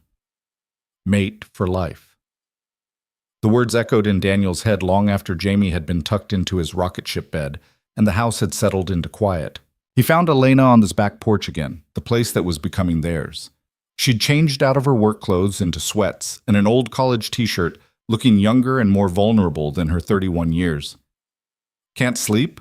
Daniel asked, settling beside her. "Too much in my head." Elena pulled her knees up to her chest. "I keep thinking about what happens next. The trial. The media. Rebuilding the board. There's so much to do and I'm exhausted just thinking about it. So don't think about it tonight. Think about it tomorrow." "Is that your philosophy? Scarlett O'Hara yourself through life's problems?" Daniel grinned. "You know Gone with the Wind. I know a lot of things. I'm not just a corporate robot. I never thought you were." He took her hand, lacing their fingers together. It was becoming automatic, this reaching for each other. "What are you really worried about?" Elena was quiet for a long moment. "That this was the easy part. That we survived the immediate crisis, but everything after is going to be harder. That we said we love each other in the heat of the moment, and tomorrow we'll wake up and realize it was just adrenaline." "Do you think that's what it was?" "No, but I'm terrified it might be." Daniel shifted to face her fully. "I'm going to tell you something, and I need you to actually hear it. I didn't fall in love with you because you saved me from poverty, or because you're beautiful, or because you're successful. I fell in love with you because you bought me a cupcake when you didn't have to, because you noticed I existed, because you're patient with my kid and you're learning to make grilled cheese, and you read The Count of Monte Cristo every winter like it's a religious text. It is a religious text. Revenge and redemption. What else do you need? See?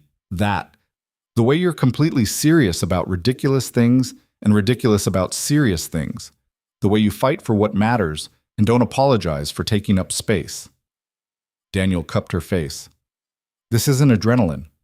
This is me, sober and exhausted and completely certain that I want to build a life with you. A real one, not an arrangement." Elena's eyes were bright with unshed tears. "I'm not good at this. At being vulnerable. At letting people in." "I know. But you let me in. You let Jamie in. Because you didn't give me a choice. You just showed up with your honesty and your terrible jokes and your ability to see through all my defenses." "Terrible jokes? My jokes are amazing. They're really not." Elena kissed him, tasting of tears and coffee and something that felt like coming home. "Move into my room. Really move in. Not separate bedrooms and careful distance. I want to fall asleep next to you and wake up next to you and figure out how to be married for real." "You sure?" No going back once we cross that line. I don't want to go back. I want to go forward with you. Daniel kissed her again, deeper this time, feeling the last of the walls between them crumble. Okay, yeah, let's do this. Now? Why wait? We've been doing everything else at lightning speed, might as well maintain the pace. They moved Daniel's things that night, which mostly meant grabbing his clothes and toiletries and moving them down the hall.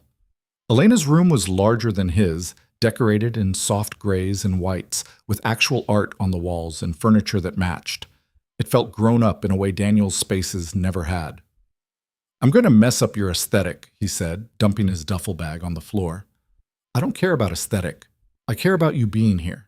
They got ready for bed in a comfortable silence, navigating the shared bathroom space with surprising ease. Elena had a whole skincare routine that fascinated Daniel. He brushed his teeth and called it done. She had 7 different products. Is that really necessary? He asked, watching her in the mirror. You want me to keep looking 31 instead of 60? Then yes. You'd look beautiful at 60. Sweet talker.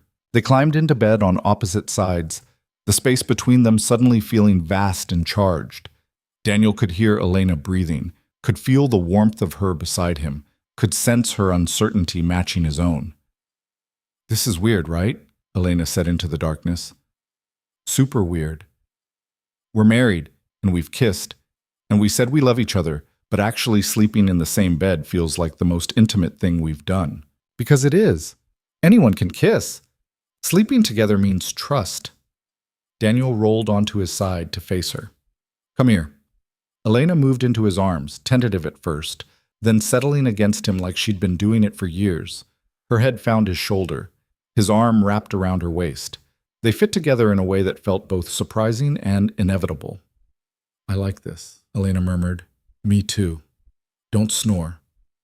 No promises. She did eventually fall asleep, her breathing evening out, her body relaxing completely. Daniel stayed awake longer, marveling at the turn his life had taken. 2 months ago, he'd been alone, struggling, convinced he'd spend the rest of his life just barely making it. Now he was married to an incredible woman, living in a house he couldn't have afforded in a dozen lifetimes, holding someone who loved him for reasons that had nothing to do with what he could provide and everything to do with who he was. It felt like a dream, the kind you were afraid to believe in because waking up would hurt too much. But Elena was solid and real in his arms, and Jamie was safe down the hall, and for the first time in years, Daniel let himself believe that maybe things could actually work out. The next morning brought new challenges. The audit results were released publicly, and the media descended like locusts. News vans parked outside their house. Reporters shouted questions whenever Daniel left for work or picked up Jamie from school. The story had everything: corporate fraud, family betrayal, an unlikely hero in the form of a nobody data analyst. Daniel hated every second of it. Just ignore them, Elena advised over breakfast. They'll move on to the next scandal eventually. Eventually could be months. So we endure for months. We've survived worse.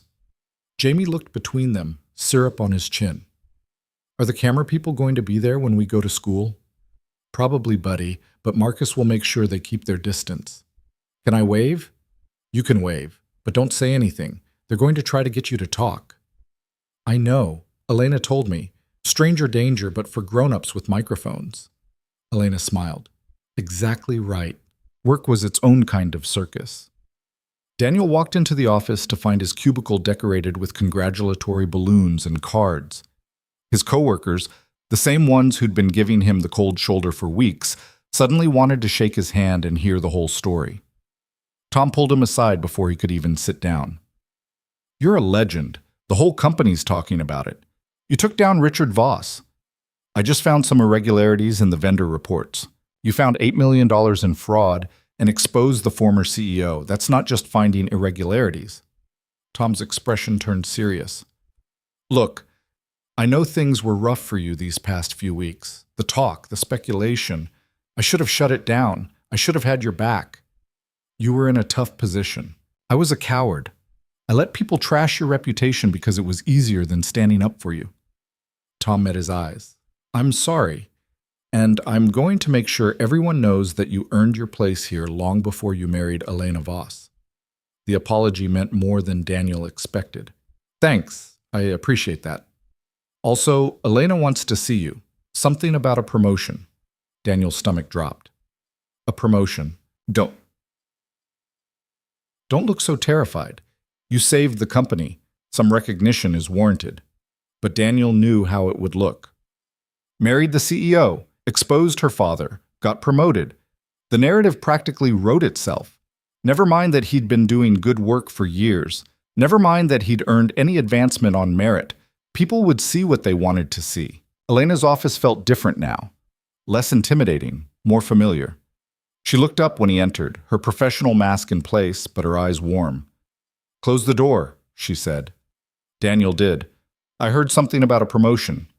Senior Director of Financial Analysis, significant raise, your own team. You'd be reporting to the CFO, completely separate from my chain of command." "Elena, before you say no, listen. This isn't favoritism. This isn't me rewarding my husband. This is the company recognizing exceptional work." Elena pulled out a folder, handed it to him.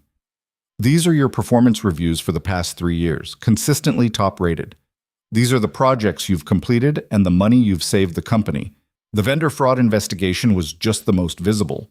You've been doing this level of work the entire time." Daniel flipped through the folder. She was right. His record was solid, better than solid. "The board approved this unanimously," Elena continued. "Margaret Torres specifically said that if we let you slip away to a competitor because we were too afraid of optics, we deserve to fail. People are still going to say I got it because of you. People are going to say things regardless. They said you were a gold digger. They said you were incompetent. They said our marriage was fake. They were wrong about all of it." Elena stood, moved around her desk to stand in front of him. "You can turn this down. You can stay in your current position and no one will think less of you, but don't turn it down because you're afraid of what people might say. Turn it down because you genuinely don't want it." "I want it. Of course I want it." "Then take it. Own it. You earned this, Daniel, long before you married me." Daniel looked at the offer letter, the salary that would change everything for him and Jamie, the title that represented validation he hadn't realized he needed. "Okay," he said. "I'll take it." Elena's smile was brilliant. "Good. You start Monday, and before you ask, no, we will not be working directly together. Separate divisions, separate reporting structures, completely professional, except for the part where we go home together every night. Except for that." Daniel pulled her close, kissing her despite the glass walls of her office and the potential for anyone to see. "Thank you for believing in me, for fighting for this." "Always," Elena said. "That's what partners do." The promotion announcement went out that afternoon. The reaction was exactly what Daniel expected. Congratulations mixed with skepticism, genuine happiness mixed with thinly veiled insinuation. He ignored most of it, focusing on the transition, meeting his new team, learning the scope of his expanded responsibilities. His new office was on a different floor, away from Elena, with an actual door and windows that faced the city. It felt surreal. 3 months ago, he'd been worried about making rent.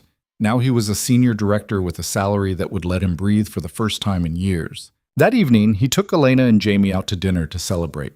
Nothing fancy. Jamie had strong opinions about fancy restaurants being boring, but a nice Italian place with good pasta and breadsticks Jamie could demolish. "So you're really important now?" Jamie asked around a mouthful of spaghetti. "I'm the same person, just with a different title." "But you get paid more?" "Yes." Jamie considered this. "Does that mean we can get a dog?" Daniel and Elena exchanged glances. "A dog is a big responsibility," Elena said carefully. "I know, I'd take care of it, walk it and feed it and teach it tricks." Jamie's eyes were huge with hope. "Please?" "I've always wanted a dog?" Daniel's throat tightened.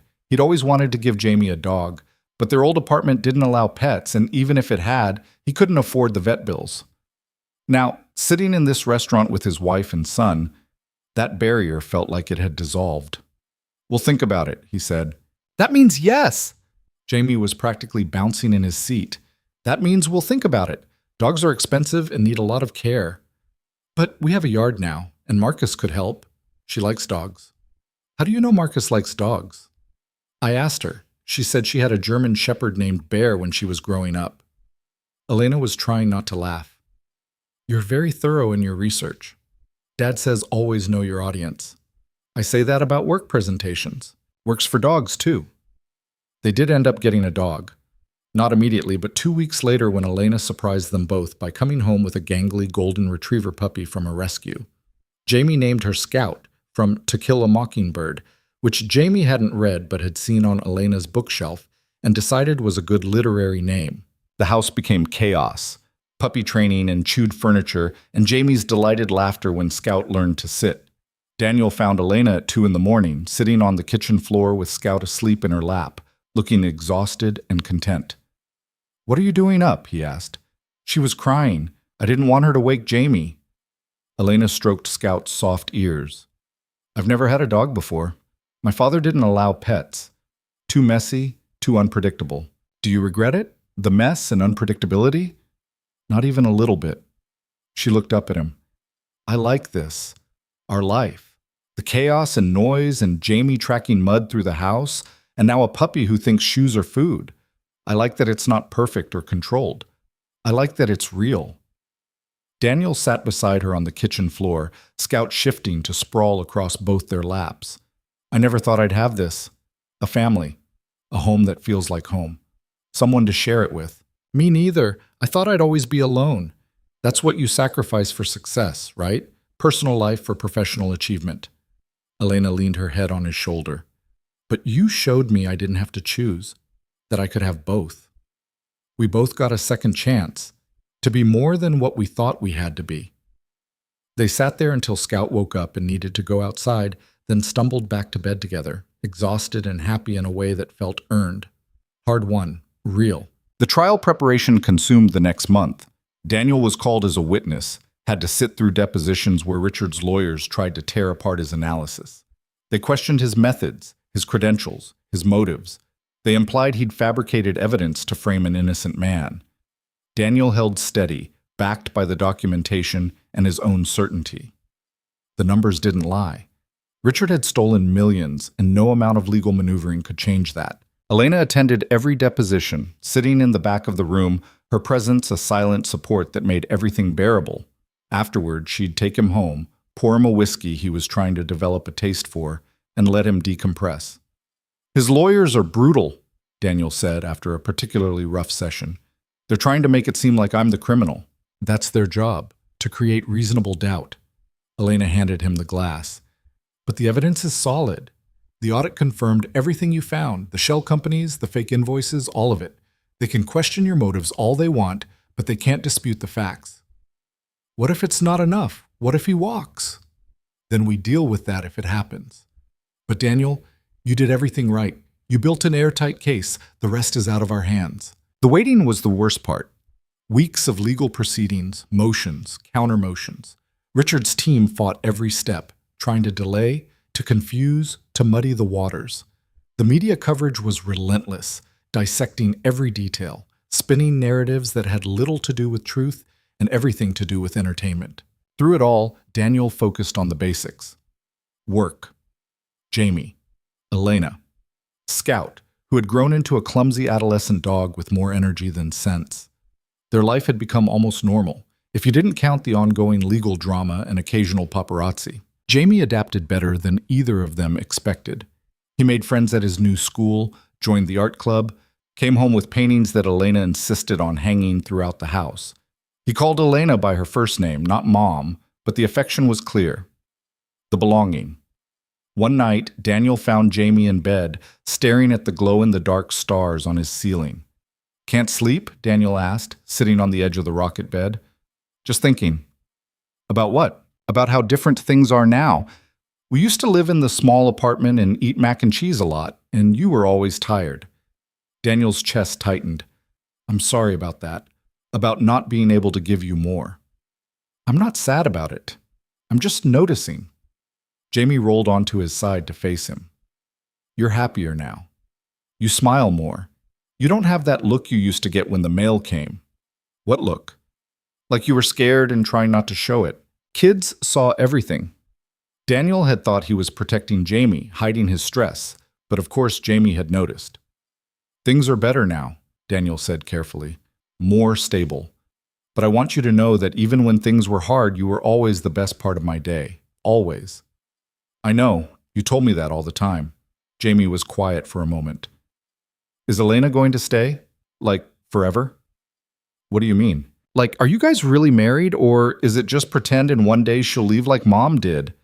Daniel's heart broke and mended in the same breath. We're really married, and Elena's not going anywhere. Neither am I. Promise? I promise. Daniel brushed Jamie's hair back. I know it's been a lot of changes. New house, new school, Elena, Scout. That's a lot for anyone, especially a kid. I like the changes. I just wanted to make sure they're staying. They're staying. We're staying. This is our life now, our family. Jamie smiled, sleepy and content. Cool. I like our family. Me too, buddy, me too. The trial finally started in October. Daniel testified on the third day, walking through his analysis with the prosecutor, then enduring cross-examination from Richard's defense team. They tried to rattle him, to make him seem uncertain or biased, but Daniel had lived with this data for months. He knew every number, every transaction, every connection. He watched Richard across the courtroom, the man who'd tried to destroy his daughter, who'd stolen from his own company, who'd sent threatening messages to drive Daniel away. Richard looked smaller now, less imposing. Just a man who'd chosen control over everything else and lost because of it. The verdict came after 6 days of deliberations. Guilty on all counts. Fraud, embezzlement, conspiracy. Richard Voss was sentenced to 12 years in federal prison and ordered to repay the stolen funds plus penalties. Elena sat rigid in the courtroom as the verdict was read, her hand tight in Daniel's. When it was over, she walked out without looking at her father, head high, spine straight. They didn't talk until they got home. Daniel sent Jamie to his room to play with Scout, then found Elena in their bedroom, staring out the window at nothing. Say something, he prompted gently. I don't know what to feel. Relief that it's over? Grief that my father is going to prison? Anger that he made choices that led to this? Elena turned to face him. Is it wrong that I'm not sad? No, he tried to destroy you. He hurt people. He made his choices. He's still my father. That doesn't obligate you to mourn him. You can feel however you feel. There's no right answer here. Elena moved into his arms, holding on tight. I keep thinking about what you said, about Sarah, that some people aren't built for staying. My father wasn't built for letting go of power. He couldn't accept that I'd surpassed him, and that flaw destroyed him. You're not responsible for his choices. I know, logically I know, but it still hurts. Daniel held her while she cried, quiet tears that she tried to hide but couldn't quite manage. This was the cost of winning, he realized. The price of survival. They'd saved the company, exposed the fraud, built something real together. But Elena had lost her father in the process, and no amount of justice could fill that void. Later, much later, when the tears had stopped and exhaustion had set in, Elena asked, what happens now? Now we live. We move forward. We build the life we want instead of the one we were handed. That simple? That complicated, Daniel corrected, but we do it together. That's the part that matters. Elena kissed him, soft and certain, together. They fell asleep tangled together, Scout somehow wedged between them despite being too big for the bed, Jamie's soft breathing audible through the baby monitor they'd never quite given up. A family built from circumstance and choice, imperfect and messy and absolutely real. The next morning brought coffee and breakfast chaos and Jamie's excited chatter about a field trip to the Science Museum. Normal. Ordinary. Everything their lives had needed to be and finally were. Daniel watched Elena help Jamie find his permission slip, watched her laugh when Scout stole a piece of toast from the table, watched her catch his eye and smile like they shared a secret the rest of the world couldn't understand. They'd survived. More than that, they'd built something worth surviving for. And tomorrow would bring its own challenges, its own questions, its own need to figure things out as they went. But tonight, they had this: each other, their family, their life. It was enough. It was everything. 6 months after the trial ended, Daniel woke up to find Elena's side of the bed empty. He checked the time, 5:30 in the morning, too early even for her usual pre-dawn routine. Scout lifted her head from the foot of the bed, gave him a look that clearly said she wasn't moving, then went back to sleep. He found Elena in the kitchen, laptop open, coffee already cold beside her. She was wearing his old college sweatshirt, the one she'd stolen 3 weeks ago and refused to give back, her hair piled into a messy knot on top of her head. "Couldn't sleep?" Daniel asked, moving to make fresh coffee. "Board meeting today. Henderson's retirement announcement. I need to have a replacement recommendation ready." "It's 5:30 in the morning. The meeting isn't until 2. "I know, but I couldn't stop thinking about it." Elena closed the laptop with more force than necessary. "What if I choose wrong? What if the board rejects my recommendation? What if you trust yourself?" Daniel set a fresh cup of coffee in front of her. "You've been CEO for almost 2 years now. Successful, 2 years. The company's thriving. You've rebuilt the board, cleaned up the corruption, implemented new oversight systems. You know what you're doing." "Do I? Because some days I still feel like I'm 28 and everyone's waiting for me to prove I don't deserve to be here." Daniel sat across from her, took her hands. "That feeling never completely goes away. I still sometimes walk into my office and wonder when someone's going to figure out I'm making it up as I go." "You are making it up as you go. We both are." "Exactly. That's the secret nobody tells you. Everyone's making it up. The difference is you're making it up while actually getting results." He squeezed her hands. "Who are you thinking for Henderson's replacement?" "Margaret Torres. She's got the experience, the respect, and she's been instrumental in rebuilding trust after my father's fraud." "So recommend her. The board will agree because it's the right choice." "What if they don't? Then you make your case and you fight for it, like you always do." Daniel stood, pulled her up with him. "Come back to bed. Sleep for another hour. The world won't end if you're not working at dawn." Elena let him lead her back upstairs, but Daniel could feel the tension in her shoulders, the weight she carried that never quite lifted. Success hadn't made her confident. It had just given her more to protect, more to lose. They'd been married almost a year now. A real year, not the desperate arrangement version, but actual partnership. They'd learned each other's rhythms, triggers, the small ways they needed support. Daniel had learned that Elena spiraled when she felt unprepared, that she needed reassurance disguised as logic.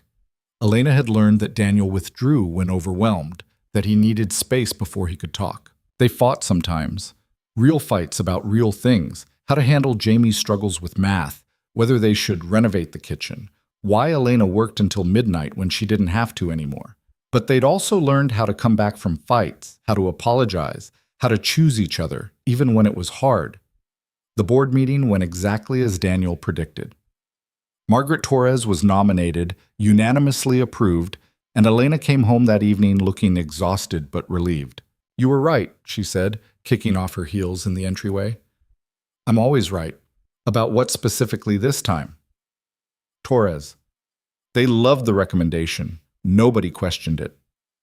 Because it was a good recommendation made by a CEO who knows what she's doing." Elena smiled tiredly. "When did you become the optimistic one in this relationship?" "Since I married someone who needed me to be." She kissed him, soft and familiar. "Jamie's at Marcus's place for a sleepover with her nephew. We have the house to ourselves." "Dangerous proposition." "I was thinking we could order pizza, watch a movie, fall asleep on the couch like normal people." "Sounds perfect." They did exactly that. Terrible action movie neither of them paid attention to, pizza that was more grease than cheese. Scout sprawled across both of them, demanding attention. Ordinary, simple, everything they'd both needed and never thought they'd have. "I've been thinking," Elena said during a particularly ridiculous explosion scene, "about the future. Our future." Daniel muted the TV. "Okay. Jamie's not going to be 6 forever. He's going to grow up, have questions about us, about how we got together. We'll tell him the truth. Age-appropriate version, but the truth. That we got married so I could keep my job? That we got married because we chose each other. The circumstances don't matter as much as the choice." Elena was quiet for a moment. "What if he asks if we love each other? Then we tell him yes, because we do. What if he asks if we would have gotten together if it wasn't for the corporate clause?" Daniel thought about it, really thought. "I don't know. Maybe not. We were in different worlds, different orbits, but we did get together, and we fell in love, and we built this. The how matters less than the what we have now. Do you ever regret it? How fast everything happened?" Sometimes I wish we'd had more time to be just us before all the drama hit. More time to date, to figure each other out without the pressure. Daniel pulled her closer. But no, I don't regret any of it. The chaos brought us together. I'm not going to apologize for how we got here. Elena settled against him, her breathing evening out. I love you. I know I don't say it enough, but I do. I know. You show it in other ways, making sure there's coffee ready when I wake up, helping Jamie with homework even though you hate math, learning to make grilled cheese because it's his favorite. I'm still terrible at grilled cheese. You're getting better. Last week's batch was almost edible. She swatted his arm, but she was smiling. I love that you don't let me get away with anything, that you call me on my bullshit, that you treat me like a person instead of a position. You are a person, an infuriating, brilliant, workaholic person who steals my sweatshirts and reads in bed until 1 in the morning. Guilty on all counts.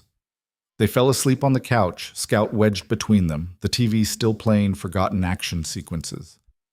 When Daniel woke at midnight, his neck cramped from the awkward position, he carried Elena upstairs, settled her in their bed, and lay beside her wondering how he'd gotten this lucky. The answer was he hadn't gotten lucky. He'd gotten desperate enough to say yes to an insane proposal, brave enough to stick it out when it got hard, and smart enough to recognize love when it showed up disguised as a business arrangement. Spring brought Jamie's 7th birthday and the realization that they needed to do something bigger than their usual small celebrations. Elena suggested a party. Real party with kids from school and cake and games. Daniel initially resisted, worried about the expense, until Elena reminded him they could actually afford it now. I keep forgetting we're not broke anymore, Daniel admitted while they planned. It's been a year, and you still look guilty every time you buy something that isn't on sale. Old habits. I spent so long counting every dollar that spending freely feels wrong. Elena took his hand across the kitchen table where they'd been making party lists. You're allowed to enjoy the stability, to not worry about making rent or whether you can afford Jamie's school supplies. That's not extravagant, that's just normal. Nothing about our life is normal. True. But we can pretend sometimes. The party was chaos in the best way. 20 kids running through their backyard, Scout overstimulated and ecstatic, parents making polite conversation while secretly judging the house. Daniel caught Elena looking overwhelmed at one point and pulled her aside. You okay? He asked. There are so many people in our house, touching our things. They're 7-year-olds. They're supposed to touch things and make noise. I know. Logically, I know. But I feel like I'm hosting a board meeting except everyone's sticky and screaming. Daniel laughed. Go hide in my office. I'll handle this. I can't abandon you. You're not abandoning me. You're taking a strategic break to recharge. I've got this. Elena squeezed his hand gratefully and disappeared inside. Daniel managed the chaos, cake cutting, present opening, preventing small disasters. Jamie was delirious with happiness, covered in frosting, showing off Scout to anyone who would listen. Marcus pulled Daniel aside as things were winding down. You're good at this, the dad thing. I've had practice. No, I mean the whole thing, building a life, making a home. Marcus glanced toward the house where Elena had emerged, looking calmer. When I first got assigned to you guys, I thought it was weird. The sudden marriage, the corporate drama. I figured it was some kind of scam. It wasn't, isn't. We're real. I know that now. You can tell by how you look at each other, how you move around each other. That's not something you can fake. Daniel watched Elena crouch down to help a crying child who'd skinned her knee, gentle and competent despite her earlier overwhelm. No, it's not. She's lucky. You both are. The party finally ended, the house a disaster of torn wrapping paper and abandoned party favors. Jamie was crashed on the couch, Sugar exhausted, Scout asleep at his feet. Daniel and Elena surveyed the damage. This is a nightmare, Elena said without heat. This is what happiness looks like. Sticky and chaotic? Exactly. They cleaned up together, a comfortable silence between them. Daniel washed dishes while Elena gathered trash, their movements synchronized in the way of people who'd learned to work as a team. Thank you, Jamie said from the doorway, making them both turn. For the party, it was the best birthday ever. You're welcome, buddy, Daniel said. Jamie looked between them, something serious in his expression. "Can I ask you something?" "Always." "Are you guys going to stay married, like, forever?" The question hung in the air. Elena set down the trash bag she'd been holding, moved to sit at the table. Daniel joined her. "Come here," Elena said to Jamie. He climbed into her lap, still small enough to fit, though growing every day. "Did I ask something bad?" "No, you asked something important." Elena looked at Daniel, then back at Jamie.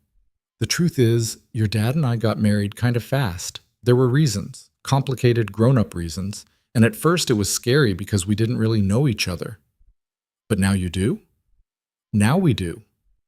And now we choose to stay married because we love each other and we love our family, which includes you." "And Scout?" "And Scout," Daniel confirmed. "We're not going anywhere, Jamie, any of us." "Even if things get hard?" "Especially if things get hard. That's what families do. They stick together."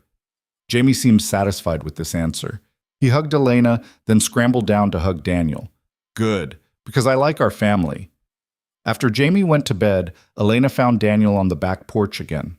Their spot. Where they'd first kissed, first admitted feelings, first started becoming something real. "He's growing up," Elena said. "Too fast. He's going to figure out the whole story eventually. The corporate clause, the rushed marriage, all of it." "I know. But by then, hopefully he'll understand that how we started doesn't define what we became." Elena leaned against him. "Do you ever think about what would have happened if you hadn't made that joke? If you hadn't said I should marry you?" "Sometimes. But it's like thinking about alternate timelines. Interesting but pointless. This is the life we have, the one we built together. I wouldn't change it, any of it, even the hard parts. Not even the part where my father went to prison?" Daniel considered. "That must have hurt. Still hurts, probably." "It does. But I'm learning to accept that he made his choices. I tried to save him, tried to give him chances to do the right thing. He chose himself every time." Elena's voice was steady, but Daniel heard the old pain underneath. "I can't carry guilt for his failures. I tried that for a while. It nearly broke me." "What changed?" "Therapy, mostly. And you. You showed me that I could be successful and still have a life, that I didn't have to sacrifice everything for the company. You showed me I was worth more than I thought I was, that I could be someone's partner instead of just surviving alone." They sat in comfortable silence, the spring air warm around them. A year ago, they'd been strangers bound by desperation. Now they were partners, lovers, parents to a boy and a gangly dog. They'd survived fraud and trials and public scrutiny. They'd built something real out of something that started as pretend. "I want to renew our vows," Elena said suddenly. Daniel turned to her. "What?" "I want to have a real wedding, not a courthouse quickie because we needed to satisfy a corporate clause. A real ceremony where we choose each other in front of people who matter, where we say vows we actually write instead of legally required phrases." "You want a wedding?" "I want to marry you again, for real this time. Is that crazy?" Daniel thought about it, about standing in front of their friends and family, saying words that meant something, celebrating the choice they'd made to build this life together. "It's not crazy. When?" "Our anniversary, 6 months from now. Small ceremony, just people we care about. What do you think?" "I think I'd marry you every day if you asked." Elena kissed him, deep and certain. "Once more is probably enough." They planned the wedding together over the following months. Nothing elaborate. Elena had enough of spectacle in her professional life.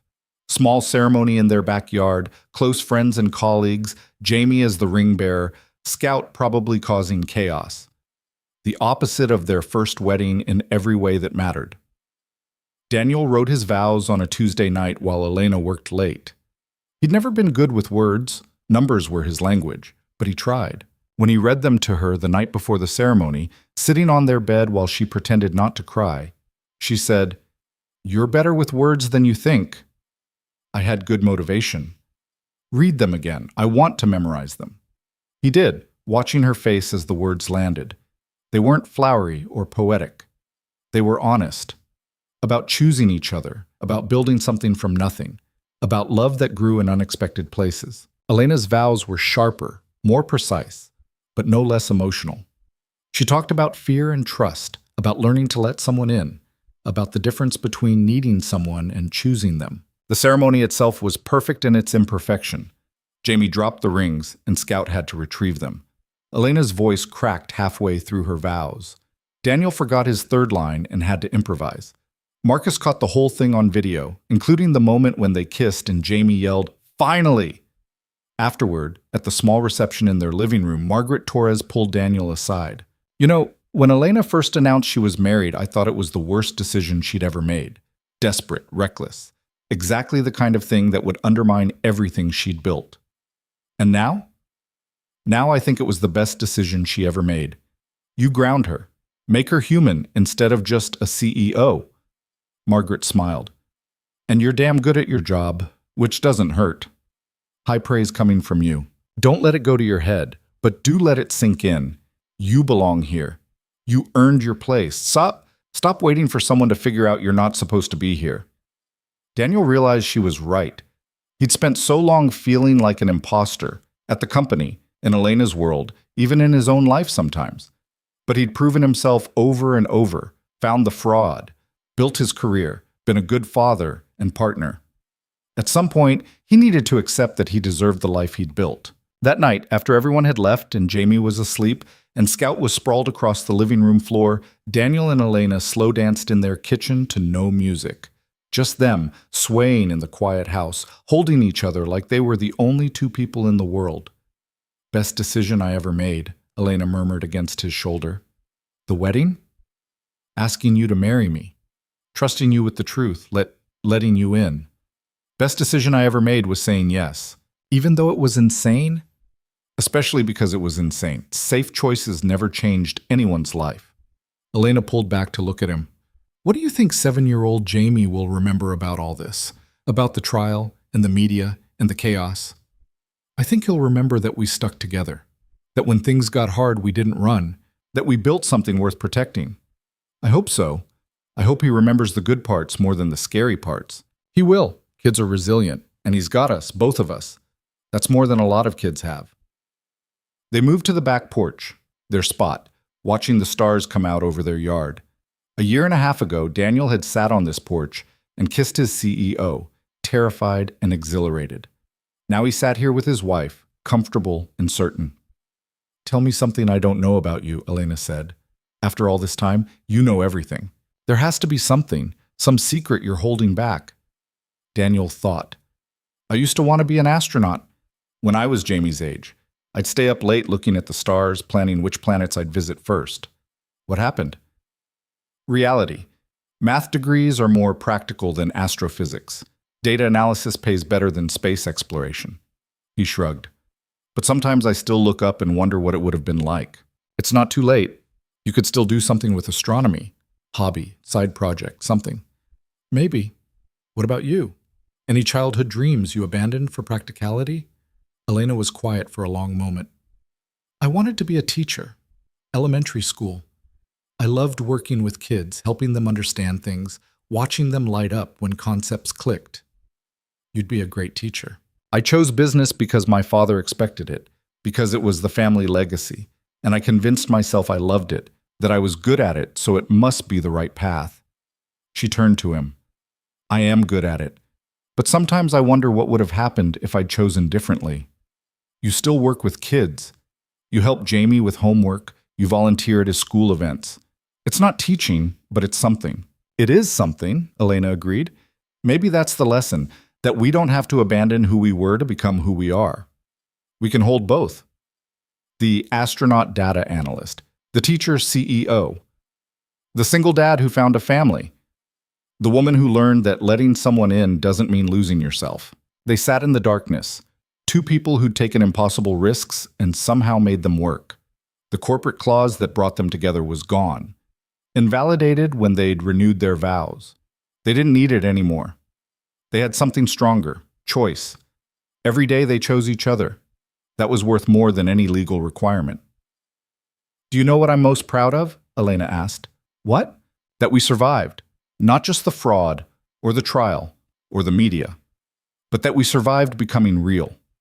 A lot of relationships that start the way ours did fall apart when the crisis ends, when there's nothing left to fight against, no external pressure holding you together." We had something to fight for instead of just against. Jamie, our future, each other. Exactly. And we keep choosing that. Even when it's hard, even when we fight or disagree or drive each other crazy. Daniel pulled her close. We're going to keep choosing it. Tomorrow and the day after and the day after that. Until choosing you is so automatic, I don't remember what it was like to be alone. I don't remember anymore. Being alone. It feels like you've always been here. Same. Like my life before you was just the prologue. This is the actual story. They went inside eventually, checked on Jamie, who was sprawled sideways across his rocket bed with one arm flung over Scout. The dog lifted her head, thumped her tail once, then went back to sleep. Perfect contentment. In their bedroom, getting ready for sleep, Elena caught Daniel's reflection in the bathroom mirror. "What are you thinking?" she asked. "That I'm happy. Actually, genuinely happy. Not just content or getting by. Happy." "Me too. It's unfamiliar." "We'll get used to it." "Promise?" "I promise. We survived everything else. We can survive happiness."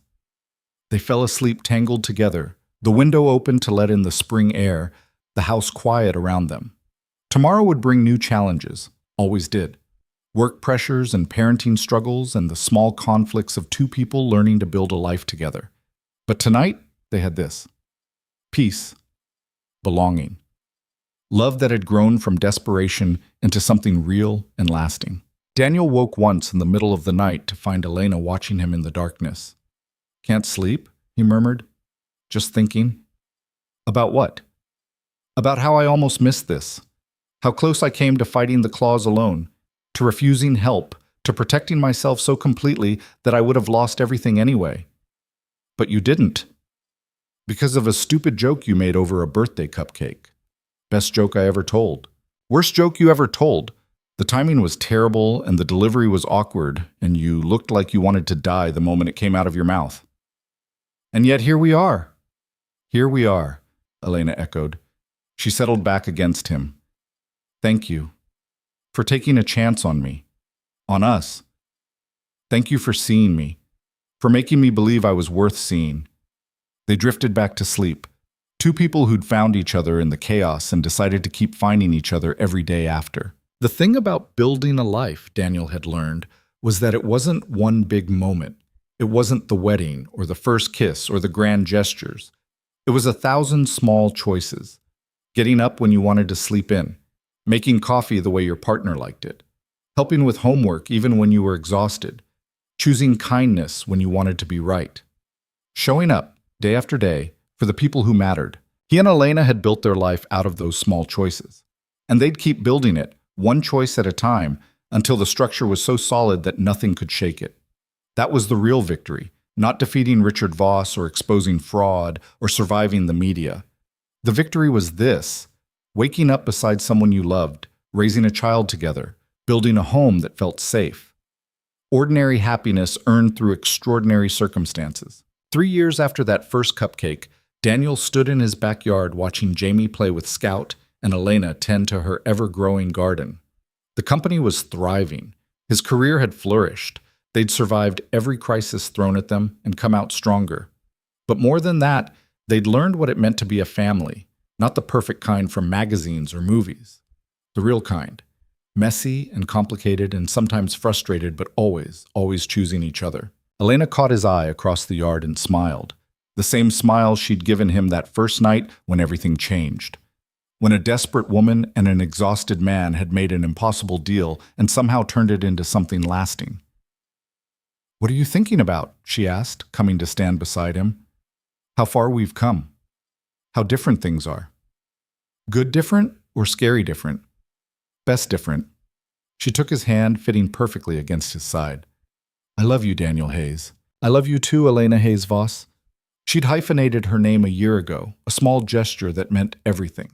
A visible sign that they were partners, that she'd let him into every part of her life, that she wasn't just the CEO anymore, but someone's wife, someone's chosen person.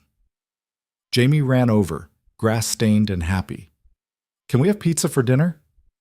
"We had pizza last night," Daniel said. "So, pizza is always good." Elena laughed.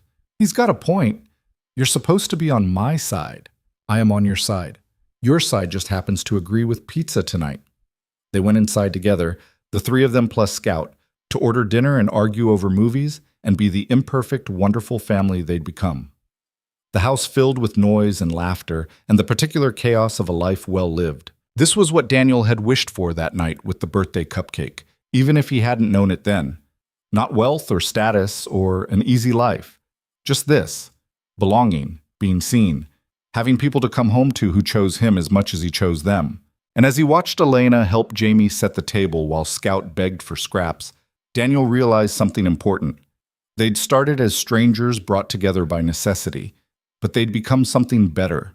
People who'd looked at each other and decided that what they had was worth protecting, worth fighting for, worth building a whole life around. The corporate clause was gone. The fraud was resolved. The threats had faded. Everything that brought them together had fallen away, leaving just the two of them and the life they'd chosen. And that choice, renewed every single day, was the strongest foundation they could have asked for. Because love, real love, wasn't about perfect timing or ideal circumstances or having all the answers. It was about showing up imperfectly, choosing someone anyway, and building something beautiful out of the broken pieces you both brought to the table. Daniel had brought exhaustion and debt and fear. Elena had brought control and armor and impossible expectations. Together, they'd built a home, a family, a life that neither of them could have imagined alone. And tomorrow they'd wake up and choose it all over again. That was the real story. Not the dramatic beginning or the explosive middle, but the quiet ending where two people decided that what they'd found was worth keeping, where they looked at everything they'd survived and everything they'd built and said simply and certainly, "This is enough. This is everything." And it was.